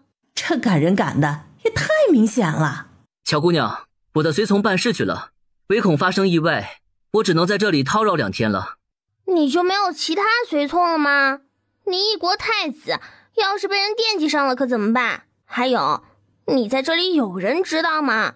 别来些不友善的人，我们家可应付不来。乔姑娘放心，穆某也不是那种喜欢牵连人的人，我这些年一直在外行走，都是友善待人，不曾有仇人，也不会有人想害我。脸皮也够厚，说的他都想不出理由赶人了。只得叫来乔长春，让他把人带去安置下来。有了上次小寡妇一事，来山脚下的姑娘少了很多，也没有以前那么疯狂了，但时不时的也有几个在远处徘徊，显然还没有死心。这边风宝宝急得不行，这春秋真是个二傻子，把他交代的事情都抛到脚后跟去了。春秋，我的手被划伤了，快来帮我瞧瞧。乔春秋听到他手被划破了，赶忙丢下穆锦风就跑了过去。怎么了？哪里伤着了？快给我瞧瞧。你忘了我刚才跟你说的话？乔春秋一愣，他还真忘了。你这人呢，说你傻你还不承认。要不还是算了吧，咱们这样会不会有些不地道啊？不地道？你没看出来他是在打小四的主意吗？啊，不会吧？你怎么看出来的？女人的直觉，懂不懂？要知道小四可是有婚约的，还是皇上赐婚。难不成你不喜欢龙威将军，反而喜欢这个人？怎么可能？我对这个人又不熟，他是干啥的，家住哪里，有些什么人我都不知道，怎么可能看好他呢？楚大哥可是个好人，我们相处的也很愉快，我还是比较看好他的。这不就对了？所以呀，得让这人打消念头，让他不许围着小四转。你想啊，要是他跟哪个姑娘就像乔二喜他们那样，那他还有机会接近小四吗？对，你说的对，就这么办。这俩人在搞啥？嘀嘀咕咕的，难道在打他的主意？穆公子，宝宝手受伤了，我要带他回去上药，你在这里帮我看着这些家事，别让人拿跑了，我很快就回来了。说完也不管穆锦风同不同意，拉起风宝宝就跑。就在这时，一个梳着麻花辫的姑娘大胆地上前搭讪。公子眼生，以前没怎么见过，是乔姑娘他们家的亲戚吗？不是，我是她的朋友。麻花辫儿见穆锦风和颜悦色，笑着上前，伸手向穆锦风的肩膀抓去。男女授受不亲，姑娘还望自重。公子，我是见你肩上有草屑，想给你扶掉，并不会对你做什么。多谢姑娘好意，不必了。为了不引起别人误会，你还是赶快离开吧。公子一看就不曾做过活儿，想要做什么，让奴家来帮你吧。难道我说的还不够清楚？麻花辫被他瞪得有些害怕，就见到一个人影朝这边走来。是不是给你们好脸色了？越来越得寸进尺，赶快离去吧，以后也别来了，要不然可别怪我不客气。看着三人的离开，穆锦风松了口气。没想到你们这里的姑娘胆子这么大，我都警告过了，居然还往我跟前凑。大吗？还有更大的，你还没有见识过呢，他可以往你身上扑。那倒没有。哦，你好像有些失望啊。乔姑娘，你这玩笑可开不得，穆某也不是那种没分寸的人。穆公子，你身份贵重，还是少在外面走得好。咱们这是乡下，乡下人都很直，从来不搞弯弯绕绕那一套。要是被人知道了你的身份，肯定不会放过你这块肥肉，只要随便咬一口，也够他们吃香喝辣了。既然我这个肥肉这么香，那你为啥不咬一口？你这块肥肉虽然香，但并不合我的胃口。我就是想啃，也得啃一整只，别说想来分，就连闻一口也不行。乔姑娘的意思是，你想要一生一世一双人？有何不可？那龙威将军他同意吗？同意啊，他要是不同意，皇上怎会为我们赐婚？可他是龙威将军，也是怀王，更是皇上亲妹妹的儿子，难道他就甘愿？他想不通，男人三妻四妾不是很正常吗？为啥非要在一棵树上吊死？有啥不甘愿的？其实吧，咱们说句老实话，一个人挣钱要养活一大群莺莺燕燕也挺费劲的，而那些莺莺燕燕还不安分，为了争宠，那可是手段层出不穷，轻则小打小闹，重则连命都丢了。真不知道他们这是为了啥。那么多女人就这样眼巴巴地望着一个男人也是够了。人生短短几十年，那是用来享乐的，不是来受罪的。就这么被困在后宅，不能做自己喜欢的事情，不能吃自己爱吃的美食，整天还要被迫跟众多女人抢一个男人，这都叫什么事儿呀？见穆锦风眼睛瞪得跟铜锣一样大，忍不住又说道：你想想，一个男人那么多女人，这个那个，哎呀，多脏啊！而这些男人就跟种猪一样，到处乱播种，播一次不行还播2次，等到他们播下的种生根发芽，再结娃娃。教养的好的倒还能走上人生正轨，那些教养的不好的简直就成了纨绔，一个个都歪瓜裂枣，净不干人事儿，就想着到处霍霍，偏偏他们还不自知，火得跟眼珠子似的。乔姑娘，乔姑娘，停停停！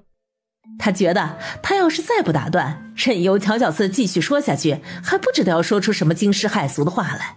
乔小四背过身，他就是故意的，忽悠不死你，算我乔小四没本事。3天过后，穆锦峰的人还没有来，乔小四便不耐烦了。我说穆大公子，您老人家是不是喜欢上我们这里了？你们这里很适合修心养性，是个难得的好地方，我还蛮喜欢的。既然这样，要不我找个媒婆给你介绍一个姑娘，你在这里安家落户算了。乔姑娘，这话可不能随便说，要不然会引起误会的。既然你怕引起误会，那你干嘛还老跟着我？要知道你是男的，我是女的，用你的话来说，那就是男女授受不亲。你不知道，咱们村的那些婶子大娘都在问我跟你的关系了，要是传出去，传到皇上耳朵里，那可就不好了，说不定到时候还会传我去问话。啥都不说，来回一趟京城得花费多少时间，耽搁我挣多少银子，不划算，所以还是注意些的好。给乔姑娘添麻烦了，我会注意的，尽量不被人发现。不是，大哥，合着这意思还是要跟着我呀？对呀，这里的人我都不熟，只认识你，我肯定得跟着你呀。去他娘的，他这话说的还蛮有道理的。又过了几天，穆锦峰的随从终于找来了，几个人一阵叽里咕噜才来向乔小四辞行。乔小四就像送瘟神一样把他们送走了。王栋看着乔夏，满脸的不舍。夏夏，我打算明天回京一趟，有些事情要处理。你不是才回来，怎么又要走？我打算回去告诉父母，京上没人来提亲。你爹娘是不是嫌弃我的身份，不愿意接受我？夏夏，你怎么会有这样的想法？我爹娘他们可喜欢你了，巴不得早点把我们的事情办了，可我还不知道你的想法，就没敢提。这人是猪吗？我的态度还不明确？难道我要说，蒲王栋，我喜欢你，我要嫁给你，你答应了吧？真要这样，那我成什么了？倒贴吗？哼，我才不要，又不是嫁不出去。夏夏，夏夏，随你。说完就出去了。蒲王栋呆呆的，不知道乔夏这是啥意思。我说你还愣着干啥？还不赶紧去准备？就不怕我夏夏姐被人抢走了？他刚才都没说同意不，我不敢擅自做主，怕他生气。你想听到他说我同意这3个字，再等个3、5年再说吧。那怎么行？到时候还不知道是什么变故呢。那不就得了？你赶紧请媒人上门，迟了呀就没你什么事了。蒲王栋经他这一提醒，当天就收拾东西回京了。乔家村，乔小四看着眼前去而复返的人，很是疑惑。我师父还没有回来，他要是回来，我一定转告。穆公子还是回去看望你爹吧。乔姑娘，能否请你跟我跑一趟？就我这水平去医治你爹，实在有些为难我了。你说哪个妇人难产，让我去剖腹取子，这个我能行。谁家的腿磕了个大口子，让我去帮他缝合也行。这让我去解毒，真的是我也无能为力呀。我也没有办法呀，找不到你师父，我父皇他等不了。乔姑娘，你就先去看一看吧，不管行不行，我都不会怪怨你，到时候会亲自把你给送回来。你瞧我这家也不能离开我，要不你再找找我师父。乔姑娘，莫某说话算话，只是想让你去帮我瞧一瞧，绝对不会要挟你或者对你不利啊。我知道，我也相信穆公子的为人，可是我怕我去了起不到任何作用，反而耽搁了救治你父亲的最佳时间。如果乔姑娘去了之后依旧没有办法，那就是天命。那个穆公子，能否让我想想？希望乔姑娘明日给我答复，毕竟时日不多，我也拖不起了。好，你还是去你上次休息过的那间屋子休息吧，明早我给你回复。对了，我师父那里可不能放弃，毕竟我的医术实在有限。乔姑娘放心，我的人一直在找神医的下落，不曾放弃。乔小四唉声叹气地进了空间，不想正好就看到了进来的楚伯康。楚大哥，可是出了什么事？你怎么好像很忧愁？这也被你看出来了？是不是冰雹的事情让你很费心啊？要是有什么你可以告诉我，我也能帮着想想办法。楚大哥，你给我拿个主意呗。说着就把穆景风找自己的事情说了一遍。据我所知，周国太子也就是穆景风经常在外游历，表面上是锻炼自己，其实在暗中拉拢势力，巩固自己的地位。他家老三也就是三皇子穆景颠跟他势力相当，一心想要取而代之。但是周国皇帝很爱他们的皇后，虽然皇后不在了，但是他对他们的儿子也就是现如今太子穆景风很好，从小就当成储君来培养，不管其他的妃嫔皇子和一些心怀不轨的大臣如何说，也从来没有想过废除他。虽然他的儿子不多，但是也有好几个，他们知道争不过穆景风，也不想跟他争。穆景风这人人缘比较好，也很替百姓们着想，大家都觉得有他当周国皇帝，百姓肯定会过上好日子。但是三皇子野心勃勃，觉得自己才是最适合当皇帝那个人，明里暗里的对穆景风不利，所以穆景风在外行走，经常会遇到刺杀之类的，大都是这三皇子所为。那上次我在雪地里遇到他，是不是就是三皇子的手笔？这个还真不好说。照你这么说，穆景风还真是够可怜的。自古以来想登上那个位置，不可能都是一帆风顺的。听说但凡爬上那个位置，都是踩着很多人的尸体上去的，这句话看来不假。这话在我跟前说说就行了，千万别对其他人说，要不然会引来麻烦。楚大哥，你之所以一直守在边关，是不是就是不想参与这样的事情？皇上可还没有立太子，说不定底下的几个皇子也在暗中争夺吧。对，我不想站在他们任何一方，唯一能明哲保身的，那就只有在边关。虽然这里苦了一些，倒是还落了个清静。楚大哥，你还没说我到底跟不跟穆景风去周国？小四想去吗？说句老实话，我是不想去的。但是穆景风这人虽然有些狡猾，但对我倒是挺客气的。如果能帮上忙，我倒是愿意帮，可我就怕帮不了。怎么会帮不了？灵泉水可以解百毒，哪怕他中的毒再厉害，也应该有解吧？解是可以解，但是我怕被他们盯上。不是有句话叫做匹夫无罪，怀璧其罪吗？算了，我还是去一趟吧，多一个朋友总比多一个敌人好，尤其是在这个多事之秋的年代。楚伯康没有阻止，宠溺地说：你做主便好。翌日，乔姑娘，我答应了。多谢乔姑娘，不知我们什么时候出发？现在可好？别着急，我要准备些东西，还要交代一番。你安心用早餐，我很快的。好，希望乔姑娘能快点。在海上漂泊了10来天，果真就到了周国的地界。一路上，穆景风充当导游，给乔小四讲着各地的风土人貌。乔姑娘可是休息好了呀？休息好了。别说，这一觉睡得还挺舒服的。那乔姑娘可否和我一起进宫看看我父皇呀？我也正想跟你提这件事情呢，你看看找个时间，咱们去看看吧。穆景风带着乔小四坐上马车刚离开，就有一辆非常华丽的马车停在门口。周伯，太子哥哥是不是回来了？回忆小姐，正是。听说他带回来一个女子，还对他特别的好。周管家一愣，还是点了点头。他们都在传，这名女子会是将来的太子妃。易小姐是听谁胡说八道的呀？乔姑娘跟太子并不是那种关系。那是什么关系？周管家张了张嘴，他不敢说啊，因为太子特意交代过，不能告诉别人。乔姑娘是来给皇帝解毒的。周伯，那女人是谁？是不是长得很漂亮？周管家愣愣地摇头。既然不是，那太子哥哥为什么会喜欢她？太子哥哥怎么会这样？他将我置于何地？这下外面的人肯定会笑话死我。我不活了。易小姐，你别哭，你别哭啊！事情不是你想的那样，也并不是外面传的那样。那是什么样的？周伯，你就告诉我吧。易小姐，你就别为难我了。太子他不让说。为啥？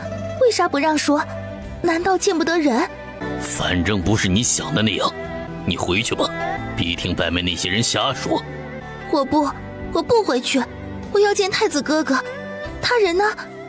太子不在府上，那姑娘跟太子殿下进宫去了。什么？进宫去了？他们进宫去干嘛？难道是想让皇上给他们赐婚？不是啊。不是？那他们为什么进宫去？易小姐，你还是请回吧，我还有事儿，先去忙了啊。乔小四可不知道，他的到来给别人带来了危机，更让许多人都误会了。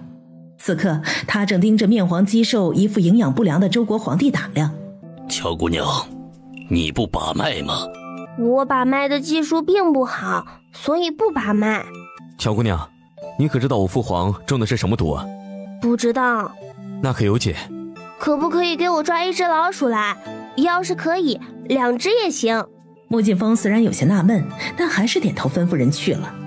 不多时，那人便抓来了2只老鼠，装在了一个小笼子里。乔小四拿出一把匕首，盯着周国皇帝，思索放哪里的血好。乔姑娘，你要做什么？我在想放哪里的血好。放血干嘛？你傻呀，这都看不出来。我要用他的血做实验。让我来吧。要多少？放心，我不会对你父皇做什么的，我跟他又没仇。穆劲风尴尬的脸都红了。乔姑娘误会了，我不是这个意思。为了掩饰尴尬，他抓起周国皇帝的手，快速的割了一道小口子。乔小四眼疾手快的拿过2块拇指大的糕点，将流出的黑血滴到糕点上，放到2只老鼠的跟前。大约又过了半个时辰，老鼠才开始有症状。我很确定这是慢性毒药，一时半会儿不会要了你父皇的命。乔姑娘可想到办法解除没有？没有，我还没想到。那你给我的药能暂时控制，研究出解药应该不难吧？对了，能不能抓些蚂蟥来？我有用。蚂蟥是什么？蚂蟥就是水蛭，一般生长在稻田里，河沟里也有，要是好抓就多抓点儿。这个我知道，要在农田里才能找到。那你去准备吧，越多越好。抓水蛭需要时间。乔小四跟着穆劲风回到了太子府，一回来他便回到自己的屋子，美其名曰是要想想解毒的事情，实际上就是回去睡大觉。穆劲风刚回到书房，管家就来了，将易宝珠过来的事说了一遍。这事儿别告诉乔姑娘。要是易小姐要见乔姑娘呢？别让她去打扰乔姑娘，乔姑娘的性子并不好，别到时候将事情闹大了，不好收场。周管家有些懵，他怎么看着乔姑娘很好相处啊？外面的事情别去管，他们爱怎么传就怎么传，也不要去辩解。如果可以，你就让大家都这么一致认为，千万不能暴露了乔姑娘的身份。太子，放心吧，老奴知道怎么办了。傍晚时分，皇上让人来传话，说是水蛭抓回来了，问要怎么办。乔小四没耽搁，叫上穆劲风又去宫里了，抓起2只蚂蟥放在周国皇帝的血管处，然后就定定地盯着蚂蟥不动。乔姑娘，快停下！我父皇都这样了，怎么还能让这些虫子吸他的血啊？放心吧，他们吸的都是毒血，你父皇不会有事的，我拿我的头上的人头担保。说话间，2只吸饱了血的蚂蟥就掉了下来。他们这是被毒死的，还是被撑死的？乔姑娘，我父皇的毒是不是解了？你想多了，就这2只蚂蟥就能解掉他身上的那么多毒，你这叫异想天开。那接下来怎么办？就照我刚才的样子，每天早晚吸一次。不成，这样下去不成。我父皇会被他们吸成。你这么着急干啥？我话还没说完呢。那，乔姑娘你说。我是说，你们早晚照着这样吸一次，我会配好药，两两结合，慢慢将他体内的毒稀释掉。听到这话，屋里的3个人都松了口气。那个乔姑娘，抱歉啊，刚才是我误会了。没事没事，你也是担心你父皇，我不会怪你的。穆劲风把乔小四送回去，便回东宫去了。乔小四回去后，立马就进了空间，见到楚伯康果然在等他，立马甜甜的打招呼：“楚大哥，等很久了吗？”“没有，我也是刚到。你那里怎么样？可有人找你麻烦？”楚伯康宠溺地看着他，心里眼里都是笑意。乔小四将自己来了后的事情都跟他讲了。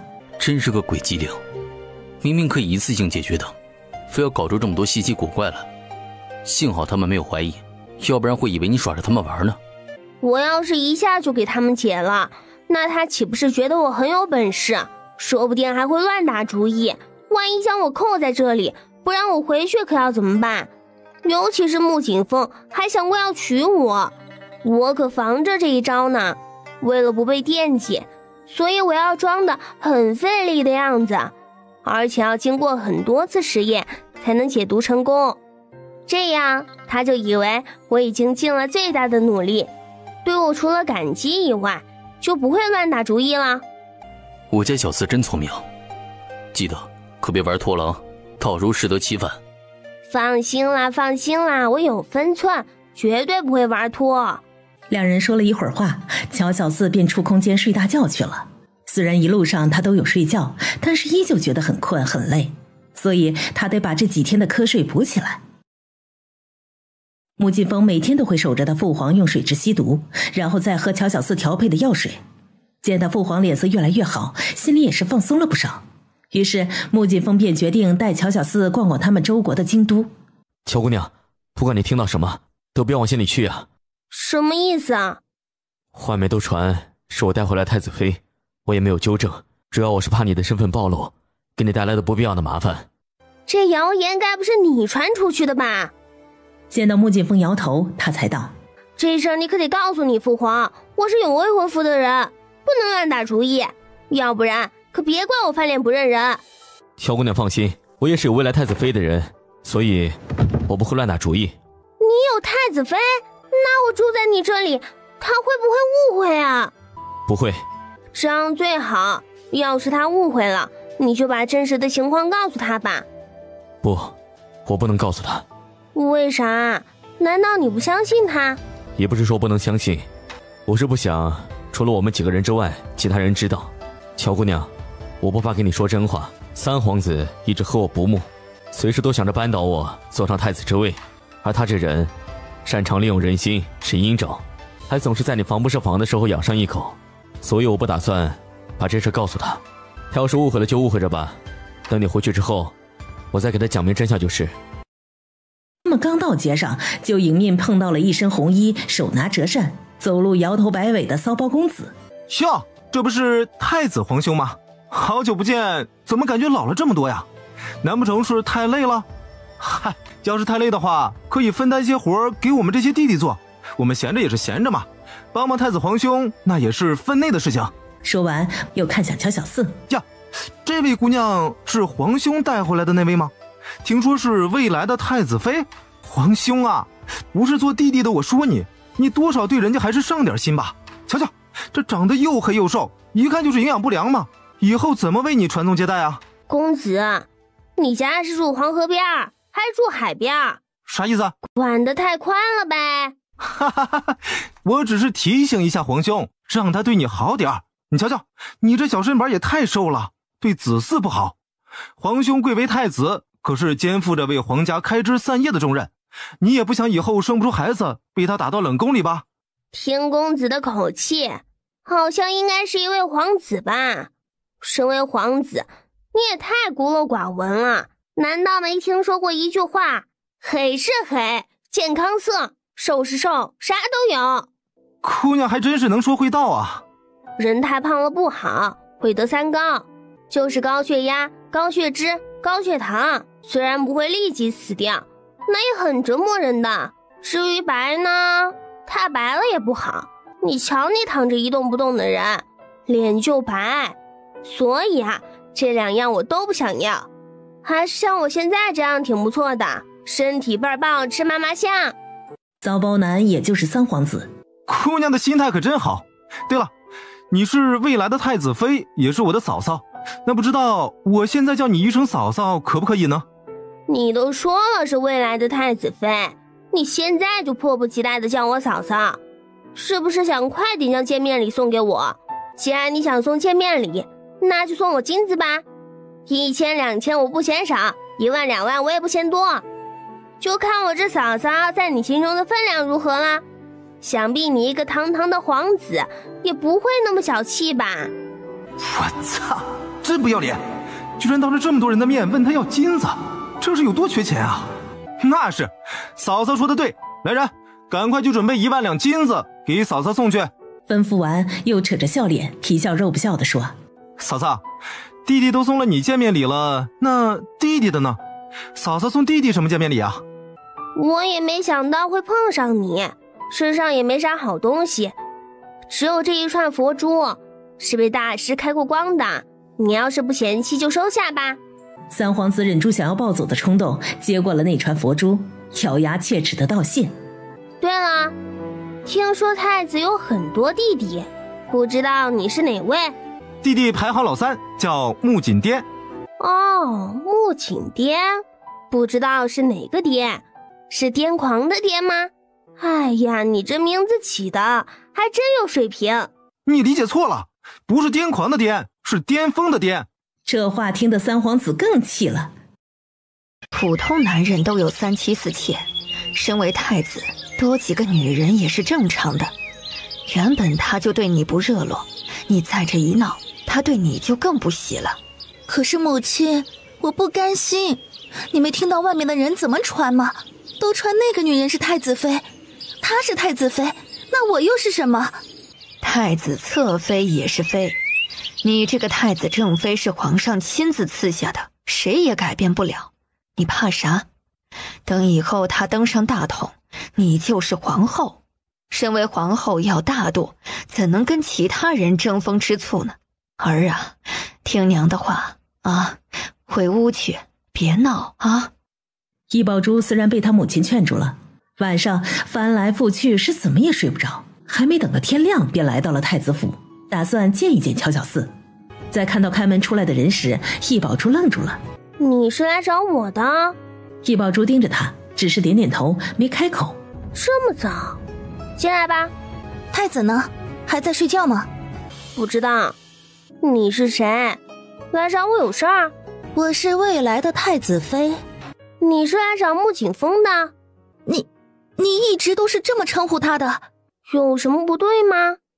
他不生气。易小姐，这么一大早是来找太子殿下的？你们太子殿下呢？怎么没见到人？太子殿下自然是住在他的东宫，这会儿应该还在宫里。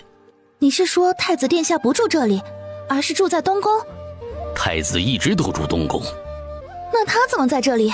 乔姑娘是我们殿下的贵客，住这里理所应当啊。这里发生的事情，有人专门跑去告诉了穆景风。穆景风以极快的速度往太子府赶。易小姐，你怎么在这里啊？我就是想来看看，外面传得津津有味的太子妃是什么样的人。小四是我的客人，以后没事儿不要来打扰他。来人，送易小姐回去。太子殿下，我今天特意来问问，外面都在传她是你的太子妃，那我是什么？站着干嘛？还不送易小姐回去？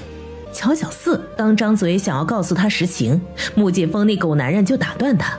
小四，渣男渣男死渣男，反正以后追进火葬场又不关我的事，作死吧，以后有的你后悔。易宝珠他慢慢的转过身，失魂落魄的朝外走去。三弟，你很闲呢。是啊，我啥都不多，就是时间多。太子皇兄，要是你没时间陪小四，就让我代劳吧，我保证让小四玩得开心。闭嘴，小四也是你能叫的。哈哈哈哈，小四要是想逛街，就让人通知我一声，我陪你。放心，绝对不会让你花银子，一切费用我包了。也对，他是三皇子，有钱正常。易宝珠是哭着回去的，把丞相府的所有人都惊动了，将实情告诉了丞相夫人。我的儿啊，不是为娘的不站在你这一边，你实在是做得太过分了，你怎么能够找上门去呢？这不是把把柄往太子殿下手里送吗？以后你嫁过去，他还会喜欢你？你忘了你是什么身份了？怎么能做出这种事来？我也不想啊，可我咽不下这口气。你们不知道，外面都传疯了，好多人都在看我笑话呢。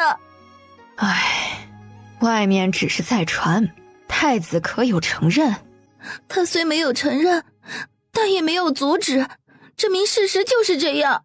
丞相夫人觉得自己女儿这句话说的也有道理，如果不是穆景风放任，外面又怎么会这么传？宝珠，听娘的话，外面的流言风语别去管，只要你记住，不管太子殿下有多少女人，传得有多么轰轰烈烈，你始终是太子正妃，将来的皇后，谁也撼动不了你的地位。所以别去闹，也别去管，要学会大度，知道吗？其实我只是想去看看这位姑娘，并没有想闹事，可是太子殿下却跑来，当着那么多人的面袒护她，可见他对这女子有多重视，把我这个正太子妃置于何地？你不是说那丫头又黑又瘦吗？太子殿下喜欢她什么？指不定就是有其他身份，太子这是在保护她。你也别伤心了，等你爹回来，我找他问问啊。好不容易安抚好了易宝珠，丞相夫人这才离开。丞相回来的时候天都黑了，直接回了自己的书房。夫人怎么来了？啊，老爷，我有些事情要跟你说。我与夫人有话要谈，退下吧。老爷，外面传的那些你可听到？你是说太子府那个女人的事情？老爷，你也知道了，这太子也太不像话了，把我们丞相府的脸面往哪儿搁？他就是想找女人，我们也不阻拦，别闹出这么大的动静呀！现在好多人都在看我们家宝珠的笑话呢。这事儿另有隐情，你们不用在意。告诉宝珠，那女子威胁不了她的地位，以前咋样还咋样，也别去找那女子的麻烦，最好还是少往她跟前凑。为什么？难道我家宝珠还怕她不成？她只是一个小小的农家女，而我宝珠可是丞相府受宠的嫡女。不是，我不是这个意思。这女子脾气不好，我怕咱宝珠去找她麻烦，吃亏了。她脾气不好又能怎么样？我家宝珠才是太子正妃，她一个侧妃居然闹出如此大的动静，这太子也太宠着她了，都不管管，这是对我们丞相府不满意，故意做给我们看的吗？听我的，好好劝劝宝珠，别去惹她，她威胁不了她地位，也不会跟她抢太子。本来他听到外面的传言也很生气，打算找他问问，不想今天刚一下朝，太子就找到他，把事情的来龙去脉给他说了，也带他亲眼见证了那女人用水蛭给皇上解毒的情况，所以他很相信太子说的是真的。老爷，这其中是不是有什么隐情？这女子难道不是我们想的那样？这事儿不要对外讲，也别告诉宝珠，万一说漏了嘴，恐怕会影响太子的大事情。你好好劝劝他，最好是这些时日都把他拘在院子里，等过段时间就好了。丞相夫人见丞相不愿意透露，也没敢多问，她还是听话，好好的看着女儿，别让她惹出什么大麻烦来。小四，我知道有一家茶楼，说书说的特别好，走，咱们去听听。乔小四对周管家点点头，两人便走了。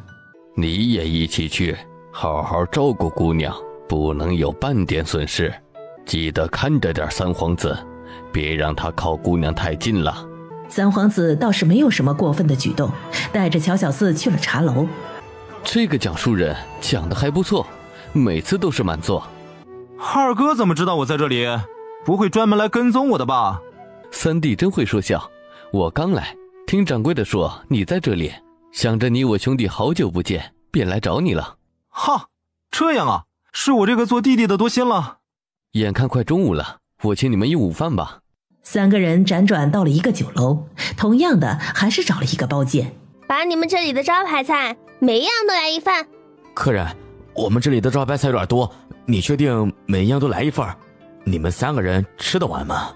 废什么话，让你去就去，怎么怕不给银子？乔小四有些疑惑，按理说酒楼的小二看到皇子会很尊敬，不应该是这副表情，怎么这小二根本不怕呀？这里是我父皇的产业，没人敢来捣乱。皇上还开酒楼？这是我父皇在当皇子的时候开的，生意还不错，所以一直留着。这么说，这酒楼已经好几十年了。对呀，的确好几十年了，生意一直都很好。哦，对了，小四，你家里还有些什么人呢？有爹娘、哥哥姐姐、弟弟妹妹。没想到你们家还是有福之家，居然这么多兄弟姐妹。我家里兄弟姐妹都很和睦，我排行老四，大家都叫我小四。怪不得你长得又黑又瘦，家里那么多人，吃食肯定很紧张吧？是不是要干很多的活啊？瞧瞧你手上都有那么厚的茧子，太可怜了。难不成他真是看上乔小四，对他是真爱？还是说他只是出于同情把他带回来的？想必你哥哥们都已经成家了吧？没有，我家太穷了，没有人愿意嫁给他。那你哥是做什么的呀？他娘的，今天运气不好，居然遇到了一个查户口的。当然是在家里干农活呀，有时候也去镇上找点零工活做。不是每年都要服兵役吗？你哥没去？没去，我大哥的腿不方便。大哥，我只是随便胡诌的，你可别生气啊。那你二哥呢？你二哥的年岁应该到了服兵役的条件了吧？我二哥是个傻子，谁会让傻子去当兵啊？能说说你跟太子是怎么认识的吗？